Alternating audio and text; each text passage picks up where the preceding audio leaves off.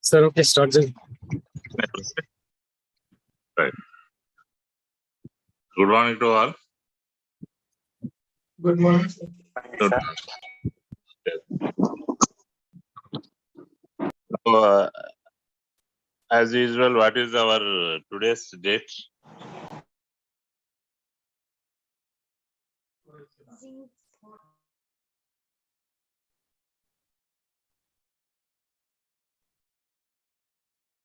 Anusha.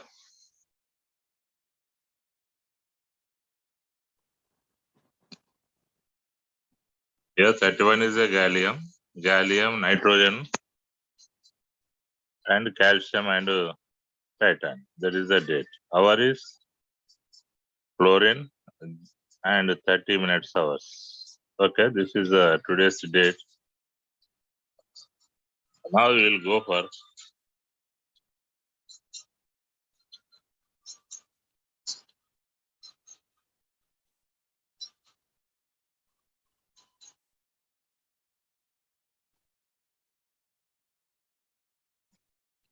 Sir, మిమ్మల్ని host చేస్తున్నా ఇంకా. Thank you, sir.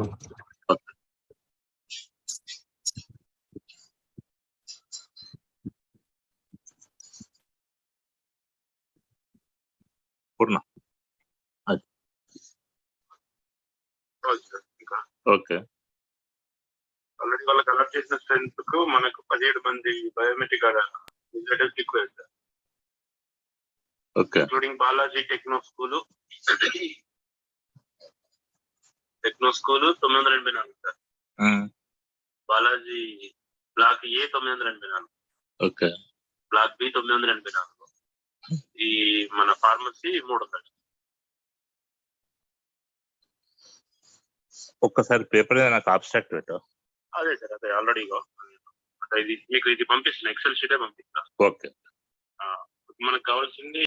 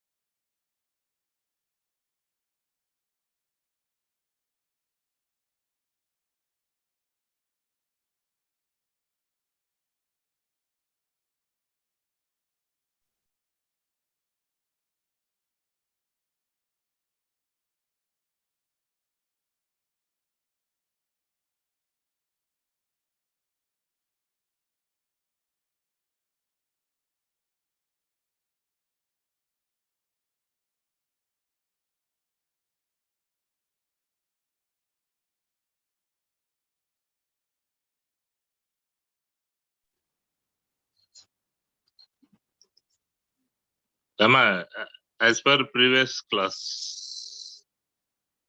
we are where? We have to explain the valence bond theory applied for inner octahedral complexes as well as outer octahedral complexes. Today we will go for the valence bond theory. We are going to apply for the square planar complexes. That is, we'll see the one example. The best example is tetracyanonickelate 2 ion is one of the best example for square planar complexes. As per our knowledge, first of all, we have to write down the name of the complex. The name of the complex, that is tetracyanonickelate 2 ion. As usual, the nickel is a central metal ion. Atomic number is a 28. The electron configuration is argon. The 28 means D8 4s2 4p0. Here, what will be the oxidation state of nickel? That is a 2. Therefore, it has to lose the 2 electrons. That is from 4s2. After losing of 2 electrons, the nickel maybe becomes into nickel ion, nickel plus 2. Total electrons atomic number is 28. Total electrons is 28. By losing 2 electrons is a 26 electrons. Argon and 3d8 and 4s0 and 4p0. Here you can observe that ligand, we have to give the priority next word, which type of ligand is present here. The nickel is a central metal ion. Cyano is the ligand. If cyanide is a powerful ligand, that is a strong field ligand. In case of strong field ligand, against the Hund's rule, the pairing will be that takes place. Here, where we are having dx square minus y square dz square. Last kuna రెండు dx square minus y square dz square. అక్కడ ఏమైతుందంటే pairing will be takes place. అప్పుడు dz square అనేది ఖాళీ అవుతుంది. Now one d orbital and one s orbital and 2 p orbitals undergoes to hybridization, dsp2 hybridization, results the formation of 4 dsp2 hybridized orbitals. So that we are getting 4 dsp2 hybridization. Here hybridization is dsp2. When it is hybridization is dsp2, the geometry is square planar complexes. So that here the square planar complex, there is a square planar. And these 4 dsp2 hybrid empty orbitals can form a coordinate covalent bond with ligand, results the formation of nexus tetracyanonickelate 2 ion. Here we are getting this one. As per our rule, what will the first one? Here is metal ion, nickel. Oxidation state is +2. Coordination number is 4. Here is the strong field ligand. Against the Hund's rule, the pairing is takes place. This molecule, central metal ion, undergoes to dsp2 hybridization. Then it has the square planar complex. When we go for the calculation of effective atomic number EIN, 28 minus 2 plus 2 into 4, so that 26 plus 8, it comes to 34. It is not equal to 0 group elements or noble gases. Then the complex is unstable. Here in outermost orbital electron configuration, all the paired electrons are takes place, so that this is a diamagnetic property. When n is equal to 0, mu is equal to 0. This is about the square planar complex. అంటే simple గా ఒక మనకు ఒక structure కనుక ఇస్తే, ఒక formula ఇస్తే దాని పేరు రాసి మనం we can explain all this. ఏది ఎక్స్ప్లెయిన్ చేయాలన్నా మనం must be the familiar with oxidation state and type of ligand is present.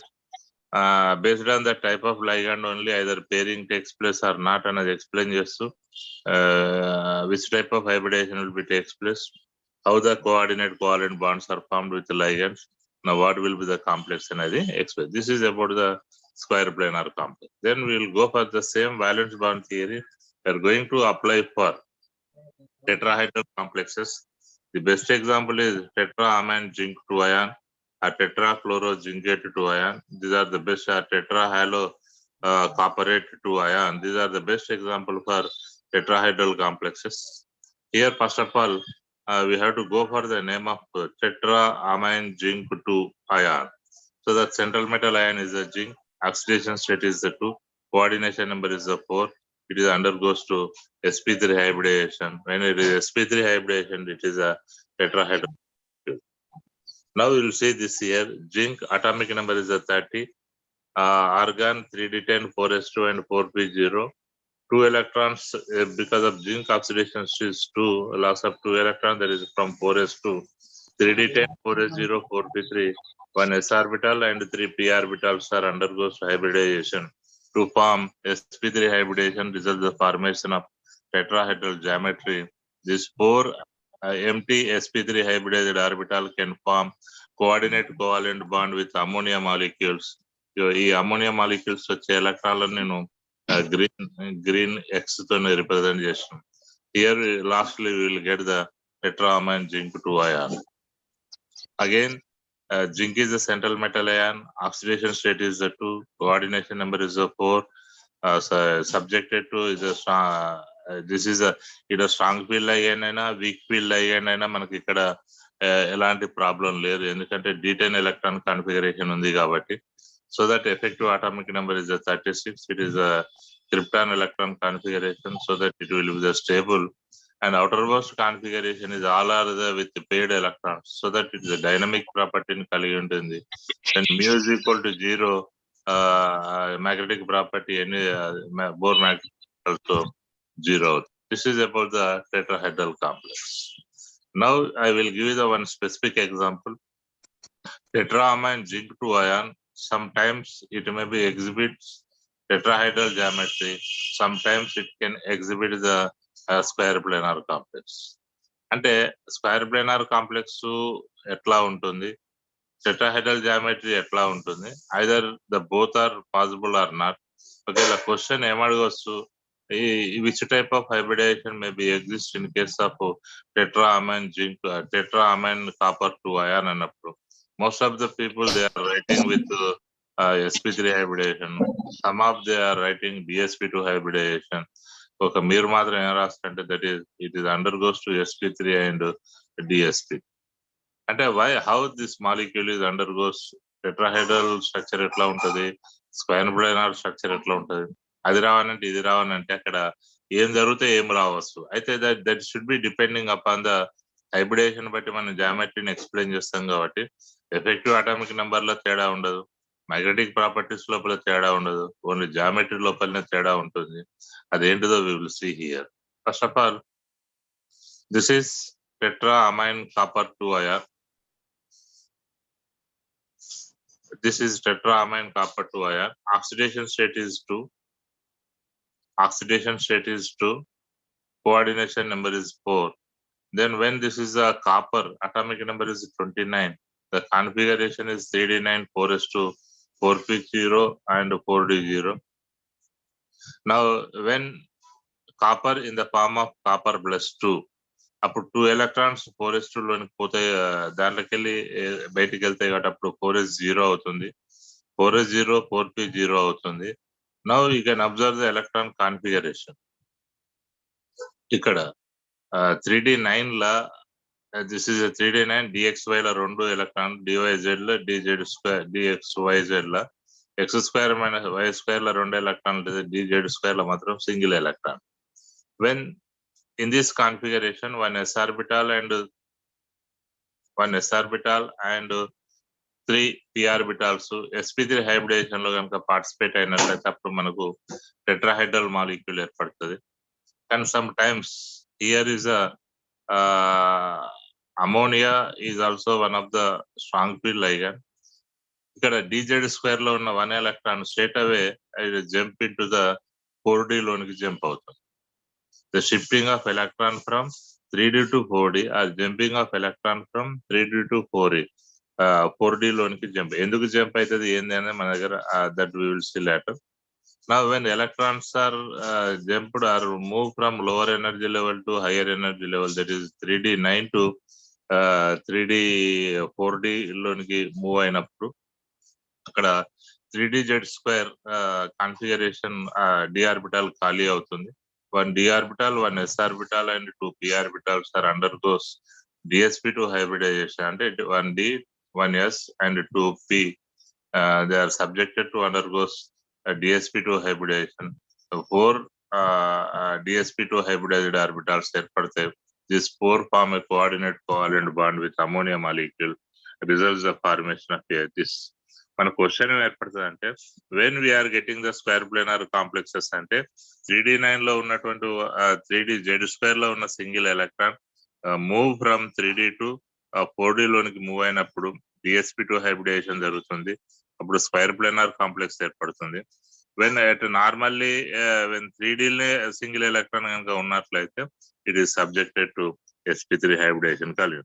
ఒకవేళ స్క్వేర్ ప్లానార్ కాంప్లెక్సెస్ ఉన్నప్పుడు దాని యొక్క హైబ్రిడైజేషన్ ఏంది, టెట్రాహైడ్రల్ ఉన్నప్పుడు దాని యొక్క హైబ్రిడైజేషన్ ఏంది, టెట్రాహైడ్రల్ ఉన్నప్పుడు దాని కాన్ఫిగరేషన్ 3d9 కాన్ఫిగరేషన్ ఎట్లా ఉంటది, ఒకవేళ స్క్వేర్ ప్లానార్ కాంప్లెక్సెస్ ఉన్నప్పుడు 3d లో ఉన్న ఒక ఎలక్ట్రాన్ 4d లోని జంప్ అవుతుంది కాబట్టి దాన్ని ఆ విధంగా రాసి చూపిస్తే so that there will be possible to have the two structures. Generally tetrahedral molecule ఇది ఉన్నప్పుడు స్టెబిలిటీస్ లోపల కొంచెం తేడా ఉంటుంది కాబట్టి ఇక్కడ there is a possibility. ఇక్కడ copper is a central metal ion, oxidation state is the +2, coordination is in number is the 4. When it is subjected to sp3 hybridization, tetrahedral geometry ని కలిగి ఉంటుంది. ఒకవేళ dsp2 hybridization లో ఉన్నట్లయితే square planar కలిగి ఉంటుంది. Effective atomic number is 35, so that it is unstable. The unpaired electron ఒకటి present ఉంది కాబట్టి paramagnetic properties exhibit చేస్తుంది.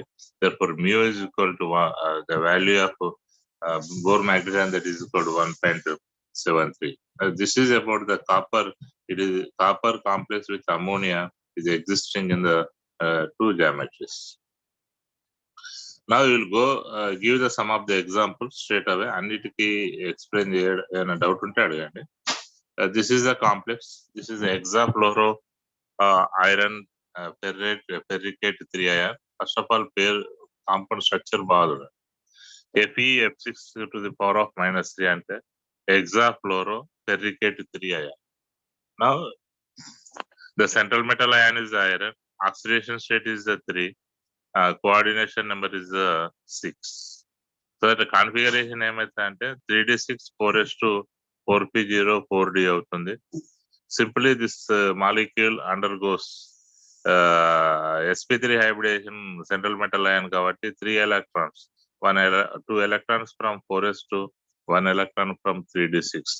So that now the configuration of when iron in the form of Fe+3 ఉన్నప్పుడు D లో 5 electrons ఉంటాయి, 4 లో 0, P లో 0, D లో ఒక 4s, 3 4pలు అండ్ 2 d2లు హైబ్రిడైజేషన్ లో పాల్గొంటే sp3d2 హైబ్రిడైజేషన్ అవుతుంది. Now this is a clear cut. Here iron is a central metal ion. Oxidation state is 3. Coordination number is 6. sp3d2 hybridisation జరుగుతుంది కాబట్టి అవుటర్ ఆక్టాహైడ్రల్ కాంప్లెక్స్ ని కలిగి ఉంటుంది. ఎఫెక్టివ్ అటామిక్ నెంబర్ 35 కాబట్టి it is unstable. ఇది paramagnetic properties ని కలిగి ఉంటుంది because of presence of unpaired electron. ఇక్కడ 5 మీకు the best example 5 unpaired electrons కలిగి ఉన్న ఒక స్ట్రక్చర్ ఏదైనా అంటే this is the best example. hexafluoro ferricate 3 ion. It has 5 unpaired electrons. Therefore mu value is equal to 5.9. Then we'll go for another example. Hexaamine cobalt 3 ion. This is a hexaamine cobalt 3 ion. Its oxidation state is 3. Coordination number is 6. When it is a cobalt, atomic number is 27. So that the configuration is 3d7, 4s2, 4p0, 4d0. When loss of 3 electron, loss of 3 electrons, 2 electrons from 4s2, 1 electron from 3d7 లకెళ్ళి కాబట్టి after formation of cobalt in the form of cobalt +3, then configuration is 3d6, 4s0, 4p0 అవుతుంది. 3 ఎలక్ట్రాన్లు కోల్పోయినప్పుడు 4s2 లకెళ్ళి 2 ఎలక్ట్రాన్లు, 1 electron 3d7 లకి వెళ్ళిపోతాయి కాబట్టి then the outermost configuration is 3d6 ల dxy ల pair of electron ఉంటుంది, మిగతా 4 d ఆర్బిటల్ లోపల సింగిల్ ఎలక్ట్రాన్ ఉంటుంది. S is 0 and P is 0. Here you can observe that here ammonia is a strong field ligand. In the presence of strong field ligand, these unpaired electrons are undergoes the pairing. A result to two empty d orbitals are present in outermost orbit. That is the dx square minus y square and dz square and 1 4s and remaining is the 3 sp3. This is undergoes to the d2 sp3 hybridization. ఒకవేళ cobalt complex ammonia కాకుండా weak field ligand కనుక ఉన్నట్లయితే under any cost subjected to sp3d2 hybridization ఉంటుంది. Strong field ligand కాబట్టి pairing జరుగుతుంది కాబట్టి d2 sp3 hybridization. బాగా గుర్తుపెట్టుకోండి, cobalt with strong field ligand అయినప్పుడు pairing is takes place, so that ఇది అండర్గోస్ d2 sp3 హైబ్రిడైజేషన్. ఒకవేళ కోబాల్ట్ కనుక వీక్ ఫీల్డ్ లైగండ్ తో కనుక ఉన్నట్లయితే it is subjected to sp3d2 hybridization only. Now you can see this cobalt is a central metal ion. Oxidation state is 3. Coordination number is 6. It hybridization is d2 sp3. inner octahedral geometry. Effective atomic number is 36, so that it is stable. All are the paired electron configurations are there in outermost orbit, so that is diamagnetic property mu is equal to 0. General గా spin లో spin అంటే పేడ్ electrons ఉన్నప్పుడు లో spin ఉంటుంది, unpaired electrons ఉన్నప్పుడు high spin ఉంటుంది. This is about the ఎగ్జామైన్ cobalt 3IR. బాగా గుర్తుపెట్టండి, cobalt with ఈ కేసు లోపల కోబాల్ట్ విత్ ఆక్సిడేషన్ నెంబర్ 3 ఉన్నప్పుడు స్ట్రాంగ్ ఫీల్డ్ లైగండ్ ఉన్నప్పుడైతే D2sp3 అవుతుంది, వీక్ ఫీల్డ్ లైగండ్ ఉన్నప్పుడైతే sp3d2 అవుతుంది. Now we will see the best example. Hexaamine nickel 2 ion. This is the name is hexaamine nickel 2 ion. So that the configuration is what? Nickel is a central metal ion. Atomic number is a 28. Argon 3d8 4s2 4p0. Now you can observe here. Oxidation state is the 2 electrons are losses, so that we are getting 3d8 4s0 3d8 4s0 4p0 this. When this is subjected to coordination number 6 కాబట్టి 6 empty orbitals ఉండాలి. ఒక s ఆర్బిటాలు 3 p ఆర్బిటాలు 2 d ఆర్బిటాలు hybridisation లో కనుక participate అయినట్లయితే అప్పుడు sp3d2 hybridisation లోపల participate అయి మనకు outer octahedral complexes ఏర్పడుతుంది. Now you can calculate the effective atomic number is 38, that is unstable. Unpaired electrons 2 ఉంటాయి కాబట్టి అది 2.8. ఇక్కడ మీరు బాగా గుర్తుపెట్టుకోవాలి, here is the ammonia is a strong field. In case of cobalt, ammonia is also strong field ligand. అక్కడ pairing జరిగింది. In case of nickel, ammonia is also strong field ligand, but no pairing. ఒకవేళ pairing కనుక జరిగినట్లయితే అప్పుడు magnetic property ఏమవుతుందంటే diamagnetic property అవుతుంది. Pairing జరగలేదు కాబట్టి ఇది పారామాగ్నెటిక్ ప్రాపర్టీస్ కలిగి. సో దట్ ఇప్పుడు హెక్సామైన్ నికెల్ 2 అయాన్ ఒకవేళ తప్పిదారి పరిస్థితుల్లో ఫ్యూచర్ లా మీరు అది డయామాగ్నెటిక్ ప్రాపర్టీ ఉన్నది అంటే అప్పుడు ఏమవుతుందంటే it is subjected to DsP2-3 అట్లా హైబ్రిడైజేషన్ జరగాలి. జనరల్ గా మనకు D2sp3 అని జరగాలి, sp3d2 అని జరగాలి కోఆర్డినేషన్ నెంబర్ 6 ఉన్నప్పుడు. అందుకొరకు ఇక్కడ మనకు ఎప్పుడు కూడా sp3d2 హైబ్రిడైజేషన్ మాత్రమే జరుగుతుంది. సో ఇది బాగా గుర్తుపెట్టుకోండి. Even it is a strong field ligand, there is no question of pairing in the electron configuration. Magnetic property is paramagnetic property due to the 2 unpaired electrons are present. I will go for another the best example. ఇంతకుముందే చెప్పినాం, cobalt when it is along with weak field ligand, hexafluorocobaltate 3 ion. Hexafluorocobaltate 3 ion. Here it is a cobalt is a 27 and 3d7 4s2. Here cobalt in the form of +3 and 3 electrons polar. 4s2 like 2 electrons and 1 electron from 3d7. The result is a 3d6 4s0 ఉంటుంది, 4p0 into 4d0 ఉంటుంది. Here cobalt weak field ligand ఉన్నప్పుడు ఇక్కడ కూడా గుర్తుపెట్టుకోండి, magnetic properties base చేసుకున్నప్పుడు ఇది cobalt is a weak field ligand. ఇక్కడ cobalt oxidation state is 3, coordination is number 3, coordination number is 6. It is subjected to sp3d2 hybridization. Effective atomic number is 36. Unpaired electrons 4 ఉంటాయి, paramagnetic ప్రాపర్టీని కలిగి ఉంటుంది.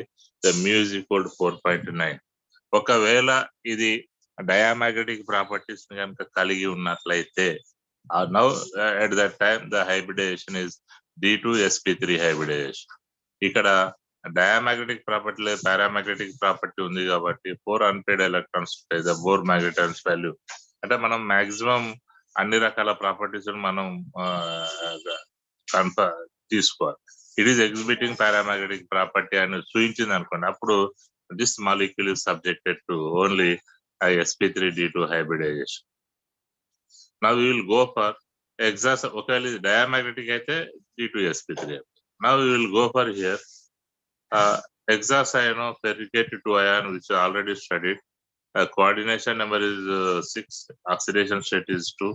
Undergoes D2sp3 hybridization. Effective atomic number is 36. So paired electron configurations are there. So the diamagnetic property, therefore mu is equal to 0. That is a low spin ఉంటుంది, and because of paired electrons. Now we will see the another examples. This is a platinum related compound, hexaamine platinum 4 ion. Here central metal ion is a platinum, oxidation state is a 4, coordination number is a 6. ఇప్పుడు నేను చెప్పినట్టు platinum atomic number configuration నుంచి రాసినట్లయితే the effective atomic number 86 అవుతుంది. The subjected to D2sp3 hybridization.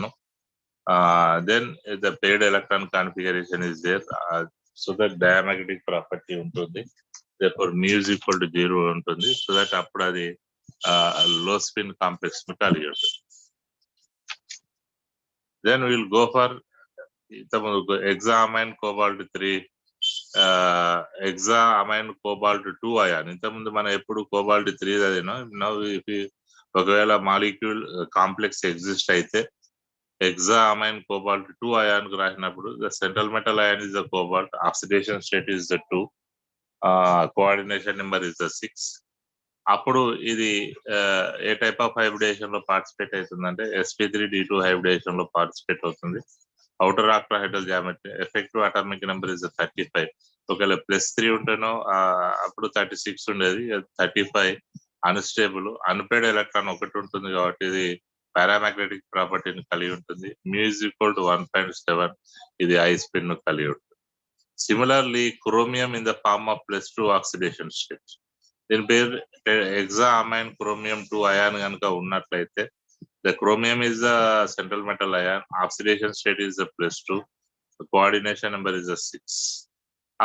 అప్పుడు this is subjected to sp3d2 hybridization లో participate అవుతుంది. మళ్ళీ నేను చెప్పినట్టు అన్ని స్ట్రక్చర్లన్నీ atomic number, central metal ion, atomic number, electron configuration, 2 ఎలక్ట్రాన్లు కోల్పోయిన తర్వాత అంతా మీరు రాస్తే we can easily explain the hybridization is sp3d2 hybridization, outer octahedral complexes. Therefore effective atomic number is 36, 34. The unstable unpaired electrons are 4 present. Therefore paramagnetic property, the more band value is 4.17, 4.1. This is a 4.9. In case of tetrachloronickelate 2 ion, tetrachloronickelate 2 ion, now straight away we can write the nickel is a central metal ion, oxidation state is 2, coordination number is 4, sp3 hybridization, tetrahedral geometry, effective atomic number is 34, unstable and unpaired electrons 2 ఉంటాయి కాబట్టి this is a paramagnetic property, 4 magnetons value is 2.8. Similarly tetracyanonickelate 2 ion, ఇది tetrachloronickelate 2 ion, ఇది కూడా tetracyanonickelate 2 ion. Now you can observe same coordination number, almost all same nomenclature. అక్కడ chloro పెట్టినాం, ఇక్కడ cyano పెట్టినాం. But chloro is a weak field ligand, cyano is a strong field ligand కాబట్టి nickel oxidation state is 2, coordination number is 4. That is subjected to sp3 hybridization. అయితే ఇది dsp2 hybridization లో participate అవుతుంది. Because of strong field ligand pairing will takes place, so that square planar complex obtained. Effective atomic number is 34, the unstable.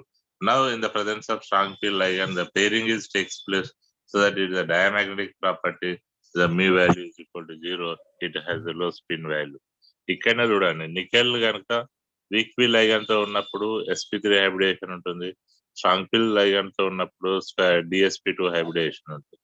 That is tetrahedral, this is the square planar. Tetrahedral ఉన్నప్పుడు paramagnetic property ఉంటుంది, square planar ఉన్నప్పుడు diamagnetic property ఉంటుంది. ఎప్పుడైతే ఒంటరి ఎలక్ట్రాన్ల outer most orbit లో ఉన్నప్పుడు దాని యొక్క రియాక్టివిటీ అనేది ఉంటది కాబట్టి they get easily participating in the reaction. In case of here somewhat less. Now we can see that tetracarbonyl and nickel, here the oxidation state is 0, the coordination number is 4, is sp3 hybridization. a tetrahedral geometry. Effective atomic number is 36. Is a stable.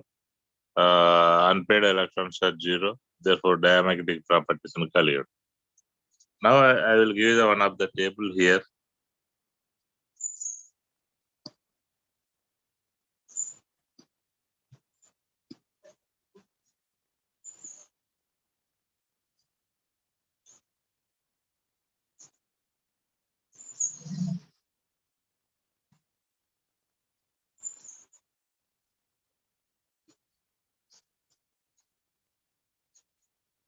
ఈ table ను చూడండి.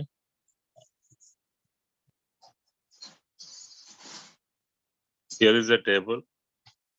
మనం చెప్పిన అన్ని కూడా ఇక్కడ మనం explain చేస్తాం. For example Fe6, hexafluoroferricate 3 ion, central metal ion is iron, atomic number after loss of electrons. Oxidation జరిగిన తర్వాత electrons that is equal to 23. D5 configuration ఉంటుంది. Weak field ligand, hybridization sp3d2, outer octahedral complex, 5 unpaired electrons ఉంటుంది. Bohr magnetons value 5.9. Configuration అప్పుడు ఎట్లా ఉంటాయంటే easy to easy. ఇది మనకు next దాంట్లో డీటెయిల్ గా వస్తుంది. This is about the table. దీంట్లో ఒకటే దాంట్లో మనం ఇన్ని మాలిక్యూల్స్ యొక్క మనం వాలెన్స్ బాండ్ థియరీ ఎక్స్ప్లెయిన్ చేయొచ్చు, వెర్నర్స్ కోఆర్డినేషన్ థియరీ ఎక్స్ప్లెయిన్ చేయొచ్చు, ఎఫెక్టివ్ అటామిక్ నెంబర్ ఎక్స్ప్లెయిన్ చేయొచ్చు, మ్యాగ్నెటిక్ ప్రాపర్టీస్ ఎక్స్ప్లెయిన్ చేయొచ్చు, దానికి జామెట్రీని ఎక్స్ప్లెయిన్ చేయొచ్చు, ఎలక్ట్రాన్ కాన్ఫిగరేషన్ బేస్ చేసుకొని మనం అది ఏ టైప్ ఆఫ్ హైబ్రిడేషన్ లో పార్టిసిపేట్ ఉందో చెప్పొచ్చు, వీక్ ఫీల్ లైగాండా చెప్పొచ్చు, స్ట్రాంగ్ ఫీల్ లైగాండా కూడా చెప్పొచ్చు. సో దట్ దిస్ ఈస్ ఒక టేబుల్. ఇంకా దీంట్లో కోఆర్డినేషన్ నెంబర్ 6 కోడ్ చెప్తా, కోఆర్డినేషన్ ఎక్స్ప్లెయిన్ చేస్తే ఇది మీకు షేర్ చేస్తా కాబట్టి మీరు ఒకసారి sir outer most octahedral complex చెప్తా అన్నారు సార్. ఇన్నర్ చెప్పి అవుటర్ చెప్పలేదు సార్. ఒకసారి ఎక్స్ప్లెనేషన్ చేయరా సార్? నిన్న చెప్పలే? లేదు సార్, చెప్తా అన్నారు, చెప్పలేదు. ఓకే చెప్తా. ఇప్పుడు ఎట్ ప్రజెంట్ అయితే then I will go for inner చెప్పారు సార్, అవుటర్ చెప్పలేదు.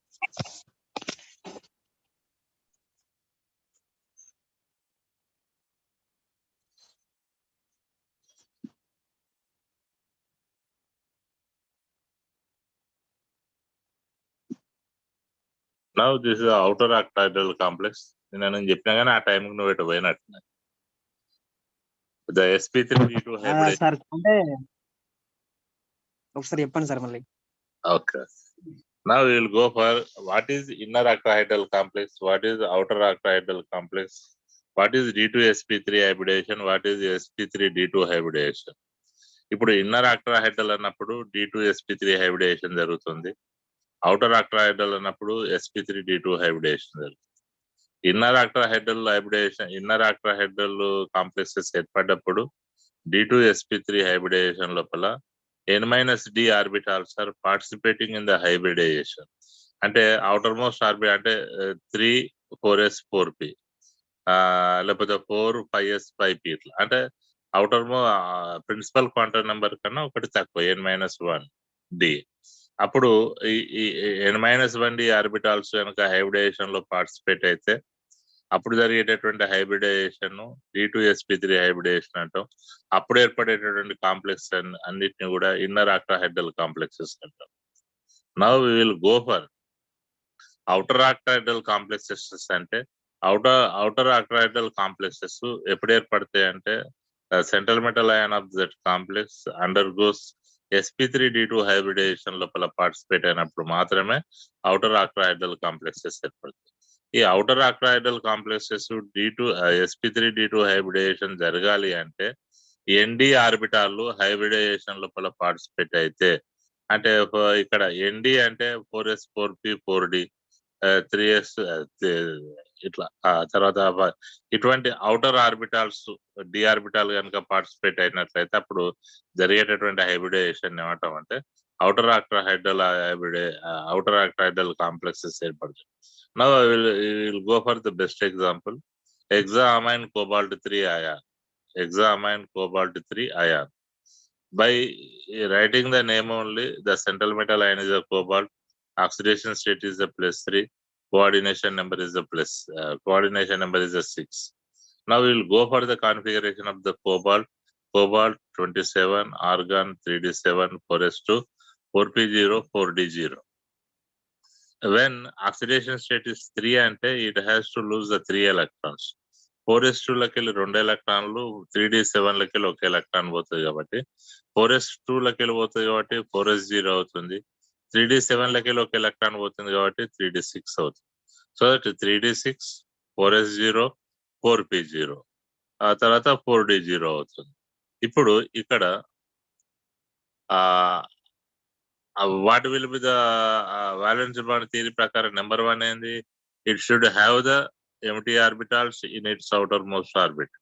outermost orbit లోపల empty orbital ఉండాలి. empty orbital యొక్క సంఖ్య కోఆర్డినేషన్ నెంబర్ కి సమానం కాదు. సో దట్ outermost orbit బాహ్య కక్ష లోపల 6 empty orbital ఉండాలి. That is the number 1. Number 2, ఈ 6 empty orbital కోఆర్డినేషన్ నెంబర్ 6 కాబట్టి 6 empty orbitals ఆర్ ఒకదానితో ఒకటి కలిసి అంటే హైబ్రిడేషన్ లోపల పాల్గొని అంత్య సంఖ్యలో ఉన్నటువంటి కొత్త సంకరీకరణ ఆర్బిటాలను ఏర్పరచాలి. ఇక్కడ ఒక ఎస్ ఆర్బిటాలు, 3 పి ఆర్బిటాలు, 2 డి ఆర్బిటాలు, 6 కలిసి అప్పుడు మనకి ఏమైతుంది అంటే sp3d2 it is undergoes sp3d2 hybridisation జరిగి 6 sp3d2 సంకరీకరణ ఆర్బిటాలు ఏర్పడతాయి.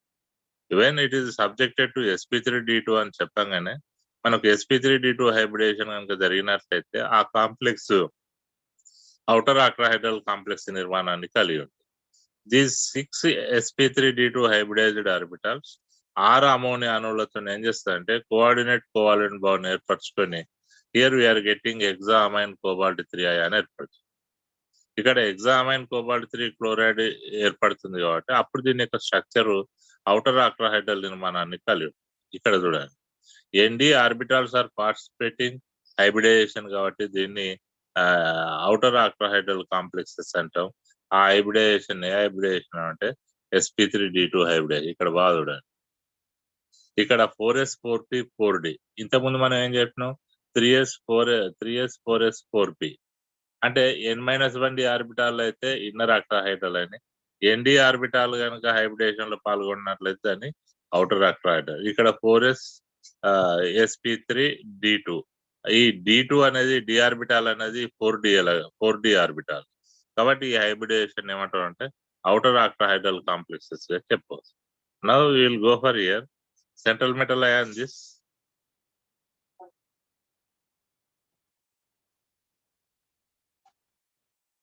here is a central metal ion is a cobalt. Oxidation state is +3. Coordination number is 6. It is subjected to sp3d2 hybridization. Its geometry is outer octahedral geometry. Octahedral geometry, that should be outer octahedral geometry. Effective atomic number is 36. It is a stable one. Unpaired electrons ఇక్కడ 5 అని రాశాను నిన్న చెప్పిన, it is 4. అప్పుడైతే 4.9 అవుతుంది. ఇది paramagnetic properties కలిగి. ఒకవేళ ఇక్కడ పేరింగ్ కనుక జరిగినట్లయితే అప్పుడు అది ఇన్నర్ ఆక్టాహైడ్రల్ కాంప్లెక్సెస్ ఉంటాయి. ఇక్కడ నేను ఎగ్జాంపుల్ మాత్రం పేరింగ్ జరగలేదు, ఓన్లీ మామూలు కండిషన్ లోపల ఇది sp3d2 హైబ్రిడేషన్ లోపల పాటు. ది బెస్ట్ ఎగ్జాంపుల్ దానికి this is the best example. Fe hexafluoroferricate 3 ion, ఇది ఆల్రెడీ అవుటర్ ఆక్టాహైడ్రల్ కాంప్లెక్స్ ఇక్కడ చెప్పాను. Thank you sir. ఇది చూడండి, ది బెస్ట్ ఎగ్జాంపుల్ ఇది FeF6 hexafluoroferricate 3 అయాన్. ఇక్కడ iron oxidation state is 3, coordination number is 6. 3 electrons దేనిలోకి వెళ్ళిపోతాయి అంటే 4s2 లోకి వెళ్ళి 1 ఎలక్ట్రాన్, 3d6 లోకి వెళ్ళి 1 ఎలక్ట్రాన్ పోతే 3d5 4s0 అవుతుంది. ఒక 4s ఆర్బిటాలు, 3 4p ఆర్బిటాలు, 2 4d ఆర్బిటాలు కలిస్తే sp3d2 హైబ్రిడేషన్ పార్టిసిపేట్ అవుతుంది. కాబట్టి అప్పుడు ఏర్పడేటటువంటి హైబ్రిడేషన్ ఏంది sp3d2. ఆ జామెట్రీని ఏమంటామంటే octahedral geometry. It should be the outer octahedral geometry. కారణం ఏంటంటే nd ఆర్బిటాల్స్, nd అంటే ఈ 4d ఆర్బిటాల్స్ పార్టిసిపేట్ అవుతున్నాయి కాబట్టి దీన్ని అవుటర్ ఆక్టాహైడ్రల్ కాంప్లెక్సెస్ గా చెప్పవచ్చు. Effective atomic number 35. This is దానికి related example. Okay, Excuse me, sir. థ్యాంక్ యూ సార్. Sir, excuse me sir. Sir sir ఇక్కడ అమోనియా అవ్వడానికి స్ట్రాంగ్ ఫీల్ లైగండే అయినా సరే కొన్ని కాంప్లెక్సెస్ లోని అది పేరింగ్ అవుతుంది, ఇంకొన్ని కాంప్లెక్సెస్ లో పేరింగ్ అవ్వట్లేదు కదా సార్. సో ఎలా ఐడెంటిఫై చేయాలి సార్ పేరింగ్ అవుతుందా లేదా అని? ఇప్పుడు రాసిన ఎగ్జాంపుల్ అది it is showing the paramagnetic property. Very clear. ఒకవేళ అది పారామాగ్నెటిక్ ప్రాపర్టీని ఎగ్జిబిట్ చేస్తుంది అంటే పేరింగ్ జరగట్లేదు. ఒకవేళ డయామాగ్నెటిక్ ప్రాపర్టీస్ ఎగ్జిబిట్ చేస్తుంది అంటే అక్కడ పేరింగ్ జరిగినట్టు. లో స్పిన్ కాంప్లెక్స్ ఉంది అంటే అన్ని జతగూడిన ఎలక్ట్రాన్ కాన్ఫిగరేషన్ ఉంది అంటే పేరింగ్ జరిగినట్టు. జతగూడిన ఎలక్ట్రాన్ కాన్ఫిగరేషన్ లేదా హై స్పిన్ రిప్రజెంట్ చేస్తుంది అంటే అది అవుటర్ sp3d2 హైబ్రిడేషన్ లో ఉంది. అందుకే ఈ వాలెన్స్ బాండ్ థియరీ ఇంత ఎక్స్ప్లెయిన్ చేసినప్పటికీ మనం ఇక్కడికి వస్తే మీకు ఐడియా వస్తుంది. చూడండి, what are the merits, what are the demerits. నేను డిమెరిట్స్ చెప్పినాక మీరు క్వశ్చన్లు అడగవచ్చు.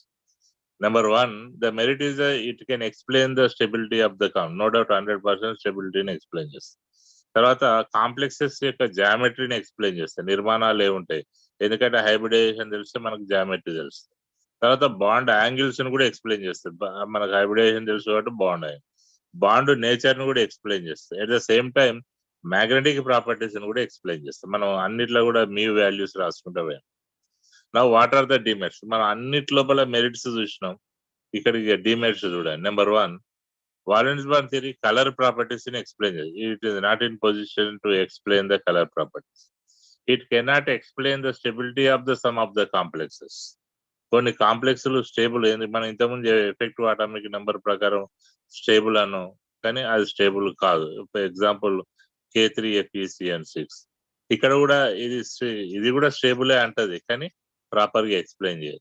Pairing of electrons against the Hund's rules.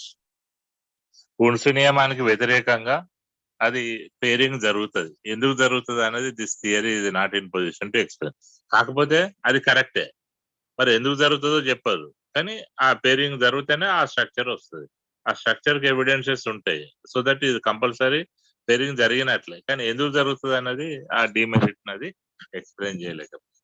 In octahedral complexes there are the inner octahedral complexes are not explain the clear. అంటే inner octahedral మరియు outer octahedral గురించి మనం structure ఒకటే చెప్పిన మీకు నిన్న. ఇప్పుడు స్ట్రక్చర్ సేమే, కానీ N-D కనుక ఉన్నట్లయితే ఇన్నర్ ఆక్టాహెడ్రల్ D2sp3 హైబ్రిడేషన్ అన్న, అది ND కనుక ఉన్నట్లయితే sp3d2 అన్న. కానీ అవుటర్ కు ఇన్నర్ కు స్ట్రక్చర్ లోపల జామెట్రీ లోపల ఏమైనా తేడా ఉందా అన్నది మనకు క్లారిటీగా ఎక్స్ప్లెయిన్ చేయాలి. Some of the complexes forms the one kind of complex with one type of ligand. ఇంతకుముందు మీరు అడిగిన చూడండి, సరే అది పేరింగ్ జరిగిందా జరగలేదా, అదే ఎట్లా ఇక్కడ వన్ కాంప్లెక్సెస్ లోపల one kind of complex with one type of ligand, another type of complex with another type of ligand. అంటే కోబా ఒకే రకమైన సెంట్రల్ మెటల్ అయిన ఒక లైగండ్ తో ఒక రకమైన స్ట్రక్చర్ ను, ఒక కాంప్లెక్స్ ను, ఇంకొక లైగండ్ తోనే ఇంకొక రకమైన కాంప్లెక్స్ ని ఏర్పరుస్తుంది. ఎందుకు అట్లా ఏర్పరుస్తుంది అనేది ఈ theory is not in position. The theory does not explain the why the electrons are jumping from lower energy level to higher. ఇంతకుముందు కాపర్ ఎగ్జాంపుల్ చెప్పినాను చూడండి. ఆ 3Z లో 3Z² లో ఉన్న ఎలక్ట్రాన్ ఆ 4D లోకి జంప్ అయితే అప్పుడు స్క్వేర్ ప్లేనార్ కాంప్లెక్సెస్ వస్తాయి. Why it is jumping, why it is shifting from lower energy level to higher energy level అనేది theory is not in position. There is no proper explanation for labile and inert complex. Labile complex లు inert complexes అని మనకి next వస్తుంది, అక్కడ వాటి గురించి clear గా లేదు. ఇన్ని డిమెరిట్స్ ఎక్కడన్నాయి వెర్నర్స్ కోఆర్డినేషన్ థియరీలా? ఇవన్నీ డిమెరిట్స్. ఇప్పుడు మీరు నన్ను క్వశ్చన్ అడిగితే నేను ఆన్సర్ ఏం చెప్పాలి? అది క్లియర్. అందుకే దాన్ని మనం ఎట్లా ఎక్స్ప్లెయిన్ చేస్తాను, స్పిన్ లో హై స్పిన్ లో స్పిన్ ఉన్నప్పుడు పేరింగ్ జరుగుతుంది, స్ట్రాంగ్ ఫీల్డ్ లైగండ్ ఉన్నప్పుడు జనరల్ గా పేరింగ్ జరుగుతుంది, వీక్ ఫీల్డ్ లైగండ్ ఉన్నప్పుడు పేరింగ్ జరగదు. కానీ ఒకటేసారి ఒకటే లైగండ్ స్ట్రాంగ్ ఫీల్డ్ లైగండ్ ఉన్నప్పుడు పేరింగ్ జరుగుతుంది, ఇంకో దగ్గర పేరింగ్ జరగదు. జరగనప్పుడు ఏమవుతుంది అంటే పారామాగ్నెటిక్ ప్రాపర్టీస్ కలిగి ఉంటుంది. పేరింగ్ జరిగినప్పుడు ఏమవుతుంది అంటే డయామాగ్నెటిక్ ప్రాపర్టీస్ కలిగి ఉంటుంది. అంత మటుకు మనం ఎక్స్ప్లెయిన్ చేయగలుగుతాం. బియాండ్ దట్ అంటే మళ్ళీ మీరు దీని మీద రీసెర్చ్ చేయవలసిందే అండ్ చెప్పవలసింది. సార్ ఇక్కడ Now- సార్ Ah. చార్జ్ +2 ఉంటే సార్ లైగండ్ అనేది ఒక్కోసారి వీక్ ఫీల్డ్ ఉంటుంది సార్. చార్జ్ +3 ఉంటే it act as a strong field ligand sir. Charge తో సంబంధం లేదు. ఛార్జ్ అనేది ఓన్లీ ఆ కాంప్లెక్స్ ఏర్పడ్డప్పుడు సెంట్రల్ మెటల్ అయాన్ లూజ్ అయినటువంటి ఎలక్ట్రాన్ల యొక్క సంఖ్య. కోబాల్ట్ ఎప్పుడు +3 లోపల స్టేబుల్ గా ఉంటది. +2 ఉన్నప్పుడు అన్స్టేబుల్, +1 ఉన్నప్పుడు కూడా unstable. So that it is always it wants to stable in the form of +3 oxidation state లా స్థిరంగా ఉంటది. అయితే అది కొన్ని స్పెసిఫిక్ ఎగ్జాంపుల్స్ నీకు రావచ్చు కానీ but it is not a permanent right answer. Okay sir. నవ్వు ఇప్పుడు మనకు వీక్ ఫీల్డ్ అయ్యాండి ఏంది, స్ట్రాంగ్ ఫీల్డ్ అయ్యాండి ఏంది ఎట్లా తెలవాలి సార్ అని? అయ్యా మీరు పాస్ అయినా ఫెయిల్ అయినా అని ఎట్లా తెలవాలి? 34 మార్కులు వస్తే ఫెయిల్, 35 మార్కులు వస్తే పాస్ అంటావా అనమా? అంటే Yes, ఒక sir. క్రైటీరియా. సిమిలర్లీ ఆ 35 మార్కుల నుండి ఎక్కువ ఉన్నాయని స్ట్రాంగ్ ఫీల్డ్ అయ్యాను అన్నట్టు, 35 మార్కుల కన్నా తక్కువ ఉన్నాయని ఎట్లా చెప్తాం? వీక్ ఫీల్డ్ అయ్యాండి ఫెయిల్ అని ఎట్లా చెప్తామో ఇక్కడ చూడండి. వీక్ ఫీల్డ్ అయ్యాన్స్ లోపల ఏమేమి ఉంటాయంటే అయోడో ఉంటది, బ్రోమో ఉంటది, సల్ఫైడ్ ఉంటది, క్లోరో ఉంటది, నైట్రేట్ ఉంటది, ఫ్లోరో ఉంటది, హైడ్రాక్సైడ్ ఉంటది, ఈథైల్ అంటే ఈథనాల్ ఉంటది, water some times water also and oxalate. ఇవన్నీ సల్ఫేట్. ఇవన్నీ ఏంటి అంటే వీక్ ఫీల్డ్ లైగాండ్స్. వీటికన్నా ఎక్కువ స్ట్రాంగ్ ఫీల్డ్ లైగాండ్ ఏంటంటే EDTA, ammonia, pyridine, ethylene diamine, బైపిరిడిన్, తర్వాత నైట్రో, తర్వాత కార్బోనైల్. సో ఈ సిరీస్ ని ఏం చేస్తాను అంటే ఒక లైన్ లో కనుక రాసినట్లయితే అంటే increasing of the ligand strength from lower to higher or writing of the ligand strength from higher to lower ఏదో రకంగా రాయండి. That series is known as spectrochemical series. What is the spectrochemical series? Spectrochemical series is nothing but representing of the ligands in order of strength. Strength ను బట్టి పెంచే క్రమంలో రాసిన, తగ్గించే క్రమంలో రాసిన ఆ సిరీస్ ని ఏ సిరీస్ అంటామంటే స్పెక్ట్రోకెమికల్ సిరీస్ అని చెప్పవచ్చు. ఈ స్పెక్ట్రోకెమికల్ సిరీస్ లో సల్ఫేట్, ఆక్సిలేట్ వరకు వీక్ అని చెప్తాము. అమోనియా స్ట్రాంగ్ ఫీల్డ్ అయ్యండి, పిరిడిన్ స్ట్రాంగ్ ఫీల్డ్ అయ్యండి, ఇథిలిన్ డయామైన్ స్ట్రాంగ్ ఫీల్డ్ అయ్యండి, ఈడిటిఐ ఇస్ స్ట్రాంగ్ ఫీల్డ్ అయ్యండి, కోవా, carbonyl, CO, carbonyl groups also strong field అయ్యండిగా చెప్పవచ్చు. అంటే మన ఎవి స్ట్రాంగ్ ఎవి వీక్ అని చెప్పడానికి ఇది ఒక ఈ సిరీస్. ఈ సిరీస్ ఏ సిరీస్ అంటే మనం స్పెక్ట్రోకెమికల్ సిరీస్ అని చెప్పొచ్చు. Okay, this is about the valence bond theory. Any doubt? No sir. ఒక్కసారి మళ్ళీ మీకు షేర్ చేస్తాను నేను. Okay sir. ఒకసారి చదవండి, చదివినాక ఇంకేమైనా డౌట్లు ఉంటే you can put a message. Okay, okay sir. Then we will go for another topic, crystal field theory.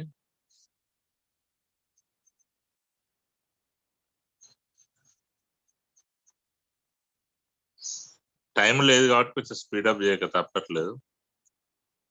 ఏమైనా డౌట్స్ ఉంటే you are permitted to ask. Then we will go for another last theory, that is a crystal field theory. దాన్ని స్ఫటిక క్షేత్ర సిద్ధాంతం అంటాం, దాన్ని CFT అంటాం. Almost all this is the మన level this is the final theory in degree level. మళ్ళీ పీజీలో ఇన్ఆర్గానిక్ చెప్తే మళ్ళీ అగైన్ జాన్ టెల్లర్ థియరీ అవన్నీ మీకు వచ్చేస్తాయి. At present crystal field theory ఇది almost all final theory. Final theory అంటే మనకు అన్ని థియరీస్ తర్వాత వచ్చేటటువంటి థియరీ. దీన్ని ఫస్ట్ ఇంట్రడ్యూస్ చేసింది ఎవరంటే బ్రాతే అండ్ వాన్ వెలాక్. ఇంట్రడ్యూస్ చేసింది బ్రాతే అండ్ వాన్ వెలాక్. వాళ్ళు ఏం చేసిందంటే వ్యాలెన్స్ బాండ్ థియరీలో ఉన్నటువంటి డిమెరిట్స్ ను కవర్ చేస్తూ ఆ కలర్ ప్రాపర్టీస్ ను, మ్యాగ్నెటిక్ ప్రాపర్టీస్ ను దృష్టిలో పెట్టుకొని they introduced one theory. That theory is known as ఈ థియరీని క్రిస్టల్ ఫీల్డ్ థియరీ అని. Why it is termed as crystal field theory అనడానికి రీజన్ ఏంటంటే main points, when central metal ion is there in our coordination chemistry or complexes, ligand is there. Central metal ion is a electron acceptor, ligand అనేది electron donor. ఈ డోనారు plus యాక్సెప్టర్ల మధ్య ఏర్పడే bond మనం ఏం చెప్పినా already coordinate covalent bond results the formation of a complex. But strictly speaking ligand కు negative charge ఉంటుంది, general గా నెగటివ్ ఛార్జ్ ఉంటుంది, అది ఎక్సెస్ ఆఫ్ ఎలక్ట్రాన్స్ ఉంటాయి. So that it can exhibit the negative charge. Central metal ion general positive charge ఉంటుంది కాబట్టి here between the central metal ion లైగాన్ల మధ్య here we are observing that one kind of electrostatic force is there. అంటే స్థిర విద్యుత్ ఆకర్షణ బలం ఉంటుంది. As per our first class, what is bond, how many electrons are required bond, how we can classify the bonds అన్న దగ్గర ionic bond చెప్పేటప్పుడు ionic bond is nothing but the electrostatic force between the two opposite charged ions or two species అని చెప్పిన అక్కడ. మళ్ళీ again it is repeated the electrostatic force. అంటే రెండింటి మధ్యన ఎలక్ట్రోస్టాటిక్ ఫోర్స్ ఉంటుంది కాబట్టి అక్కడ ఏమైతే ఒక అయానిక్ నేచర్ అనేది ఏర్పడుతుంది. అయానిక్ నేచర్ అంటే ఏంది, ఒక one and positive character, one and is a negative character. Between these two, here we will have the electrostatic force. Now the next thing that if you go for the central metal ion, the central metal ion can form the coordinate covalent bond with ligands. అప్పుడు ligands తో coordinate covalent bond ఏర్పడాలంటే all ligands should be approached to the central metal. They have to penetrate towards the central metal. అంటే central metal ion దిక్కు అవి చొచ్చుకుంటూ రావాలి. అప్పుడు the penetration of the ligands around the central metal ion, now we can observe that around the central metal ion we are observing one kind of electronic cloud. అంటే negative charge ఉన్నటువంటి మేఘం type that electron cloud ఏర్పడుతుంది. Due to the presence of that electron cloud around the central metal ion, now it will be act as one of the crystal, as స్ఫటికంగా పనిచేస్తుంది. Therefore this effect is known as a crystal field effect అంటాం. This theory is known as a crystal field theory. అంటే ఇది అంతా చెప్పడానికి why it is lattice type crystal type అవడానికి ఖచ్చితమైన reasons అయితే ఇక్కడ ఏం చెప్తాం మనం వీలైనంత కట్టికి. Ligands are negative charge, central metal ion is electron acceptor, between the electrostatic force is there. More number of ligands are when approached to the central metal ion, then around the central metal ion we are observing that one electronic cloud is there. Due to the presence of that cloud only it is appears as a crystal, like crystal nature ఉంటుంది. This effect ఏమంటాం అంటే crystal field effect అంటాం. The theory which can explain about the crystal field effect, that theory is known as the crystal field theory అని చెప్పొచ్చు. Now as for crystal field theory ని explain చేయాలంటే we should be familiar with the d orbitals. Generally, as per our previous knowledge, the lower classes, it have 5 d orbitals. ఈ 5 d orbitals అన్ని కూడా double dumbbell shape లో ఉంటాయి. These 5 d orbitals are dxy, dyz, dzx, x square minus y square and z square. When these 5 d orbitals in beginning they are having at similar energy or identical energy or equal energy, or they are at ground state, generally they may be termed as degenerated orbitals. When it is termed as degenerated orbital, ఏవైనా series ligands one type of energy ని కనుక కలిగి ఉన్నట్లయితే they orbitals are known as the degenerated orbital. At beginning all the 5 d orbitals are having the similar energy, therefore it is known as degenerated orbital. ఎన్ని degenerated ఉంటాయంటే 5 ఉంటాయి కాబట్టి these are the 5 degenerated orbitals which are having the same energy. Based on the arrangement of the d orbital, they are the two types. The 3 ligands are arranged, three d orbitals arranged one type, another 2 orbitals are arranged one type. Now we will go for out of this 5 dxy, dyz, dzx. These are the 5 d orbitals are arranged in between the axis. ఈ 3 ఆర్బిటాలు dxy, dyz, dzx, they are arranged, the d orbitals arranged in the between the axis. Whereas dx square minus y square, dz square, they are arranged around the axis and along the axis. అంటే అవి అక్షాల మీద ఉంటాయి, అక్షాల చుట్టూ ఉంటాయి. dxy, dyz మాత్రం అక్షాల మధ్య భాగం లోపల అమర్చబడి ఉంటాయి. అవి అరేంజ్ చేసేటటువంటి అమర్చబడేటటువంటి విధానాన్ని బట్టి these 5 d orbitals are classified into 2 types. One type, the orbitals which are arranged in between the axis, they are dxy, dyz, dzx. Remaining two are arranged along the axis and around the axis. అక్షాల మీద అక్షాల మధ్య అమర్చబడి ఉంటాయి కాబట్టి వాటిని two types గా classify చేస్తాం. In case of dxy, dyz, dzx, these three are arranged in between the axis having the similar energy or same energy, then they are termed as మూడు ఉన్నాయి కాబట్టి ట్రిప్లీ, the similar energy కాబట్టి degenerated. They are termed as triply degenerated orbitals. They are termed as what? Triply degenerated orbitals. They are denoted by T2Z అని సూచిస్తాం. T2Z తో represent చేస్తాం. ఈ మూడు ఆర్బిటాలకు ఒకే రకమైన ఎనర్జీ ఉంటుంది కాబట్టి వీటిని triply degenerated orbitals. Similarly we will go for dx square minus y square and z square. They are arranged along the axis and around the axis with similar energy. రెండు ఉంటాయి కాబట్టి దాన్ని ఏమంటామంటే డబ్ల్యూ అంటాం. Same energy కాబట్టి degenerate కాబట్టి, same energy ఉంటే degenerate కాబట్టి వీటిని ఏమంటామంటే డబ్లీ డీజెనరేటెడ్ ఆర్బిటాల్స్ అంటే. రెండింటికి సేమ్ ఎనర్జీ ఉంటాయి కాబట్టి దీన్ని డబ్లీ డీజెనరేటెడ్ ఆర్బిటాల్ అంటారు. దాన్ని ఏమంటామంటే ఈజీ ఆర్బిటాల్స్ అంట. ఒకటేమో T2G, 3 orbitals arranged, 3 d orbitals arranged between the axis. Doubly degenerated orbital 2 dx square minus y square. They are arranged along the axis, around the axis with similar energy. They are termed as doubly degenerated orbitals. These three degenerated orbitals are known as triply degenerated orbitals represented with T2G. దాన్ని ఏమంటే T2G set అంటాం. T2G orbitals are generally having a lower energy than comparing the easy orbital. Easy orbital తో కనుక compare చేసినట్లయితే వీటికి తక్కువ ఎనర్జీని కలిగి ఉంటాయి. సో దట్ ఇండైరెక్ట్ ఏంది ఈజీ ఆర్బిటల్లకు ఎక్కువ energy. So that 5 d orbitals are classified into 2 types. Simply this is enough. ఇంతసేపు చెప్పిందంతా ఇదే. They are classified into 2 types. One is between the axis.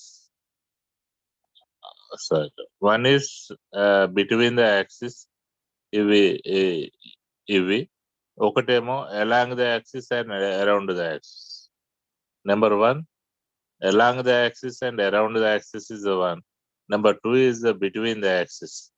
ఈ along the axis ఇక్కడ dx square minus y square and dz square ఈ రెండు.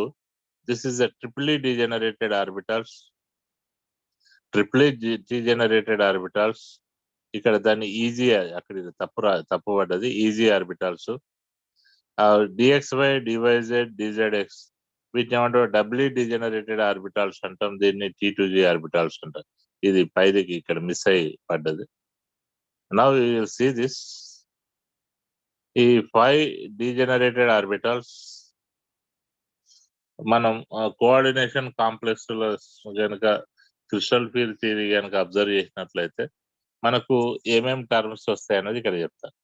5 degenerated orbitals, excited state degenerated orbitals, crystal field splitting of d orbitals ఒక term వస్తుంది. Energy level splitting అనే term ఒకటి వస్తుంది. Crystal field stabilisation energy అనే CFSC ఒకటి వస్తుంది. తర్వాత then we have strong field ligand is another one and weak field. ఇవన్నీ we will cross the in complex compounds in crystal field theory. Now we can observe that this is dxy, dyz. ఈ చెప్పిన terms అన్ని ఇక్కడ నేను explain చేస్తాను. The ligands dxy, dyz, dzx, x square minus y square, dzx. ఈ 5 d ఆర్బిటాల్లో similar energy ఉంటాయి కాబట్టి వీటిని 5 degenerated orbitals అంటారు. They are simply termed as 5 degenerated orbitals. When the ligands are approaching to the central metal ion, అప్పుడు ఏమైతాయంటే ఈ ground state లో ఉన్న d orbitals ఏమైతాయంటే కొంచెం ఎగ్జైటెడ్ స్టేట్ లో కూడా, అంటే excited is nothing but which is a higher energy then comparing the ground state or normal energy. ఇక్కడ కొంచెం ఇక్కడ హై వచ్చింది కాబట్టి ఇక్కడ dxy, dyz, dzx మళ్ళీ 5 కూడా సేమ్ ఎనర్జీ ఉంటది. వీటిని ఏమంటామంటే excited state 5 degenerated orbitals. Excited state 5 degenerated orbitals. When ligands are totally approached to the central metal ion, అంటే ligands మొత్తం వచ్చి central metal ion approach అయినప్పుడు these 5 d orbitals are split into two types. One is dxy, dyz, dzx గా ఒక set గా split అవుతుంది. ఇంకోటి dx square minus Y square dz square గా ఇంకొక సెట్ గా స్ప్లిట్ అవుతుంది. అంటే the excited state 5 degenerated orbitals are splitting into two sets when ligands are approached to the central metal ion. ఎప్పుడైతే లైగన్లు సెంట్రల్ మెటల్ అయాన్ అప్రోచ్ అవుతాయో, కేంద్ర లోహ ion కు దగ్గరగా వస్తాయో, ఆ కేంద్ర లోహ అయాన్ చుట్టూ ఈ 5 డిజెనరేటెడ్ ఆర్బిటాల్ ఉంటాయి కాబట్టి ఎగ్జైటెడ్ స్టేట్ ఈ 5 excited state degenerated orbitals are classified split into two types. One is T2G set, second one is EG set గా స్ప్లిట్ అవుతుంది. ఈ T2G సెట్ లో మనకి ఏముంటది, dxy, dyz, dzx ఉంటది. EG orbitals or EG set లోపల dx square minus Y square dz square. Generally T2G orbitals are having the lower energy level, easy orbitals are having the higher energy level. అందుకే దీన్ని lower energy level orbitals అంటాం. పైదాన్ని ఏమంటామంటే higher energy level orbital. Lower energy level orbitals అని ఏమంటామంటే T2G level T2G అంటాం. Higher energy అయితే easy అని చెప్పడానికి వీలవుతుంది. When the 5 degenerated orbitals are split into two sets, one is easy, second one is a T2G, or 5 degenerated orbitals are split into two energy levels. T2G level కేమో తక్కువగా ఉంటుంది, easy level కేమో ఎక్కువగా ఉంటుంది. అంటే two energy level. This is the energy level splitting of d orbitals. ఒకవేళ two sets గా divide అయితే దీన్ని splitting of d. Now we are very clear that what is mean by splitting of d orbitals. When ligands are approached to the central metal ion, the 5 degenerated orbitals are split into two energy levels or two sets. One is T2G set, second one is the easy set. One is a lower energy level, that is a T2G, another one is a higher energy level, EG. This type of splitting is known as splitting of d orbitals in the coordination complex or complex. Splitting of d orbitals in complex compounds. Where T2G orbitals are having lower energy, EG orbitals are having higher energy. This type of splitting is known as energy level splitting of d orbitals. అంటే రెండు energy level గా split అయింది కాబట్టి this is known as energy level splitting of D orbitals. Splitting of D orbitals అంటే simple గా split కావడం, ఒకటి ఈజీగా ఇంకోటి T2G స్ప్లిట్ కావడం. ఎనర్జీ లెవెల్ స్ప్లిట్టింగ్ అన్నప్పుడు ఏం చెప్పాలి, T2G orbitals are having lower energy, EG orbitals are having higher energy. కాబట్టి దీన్ని ఏమంటామంటే energy level splitting of D orbitals అంటాం.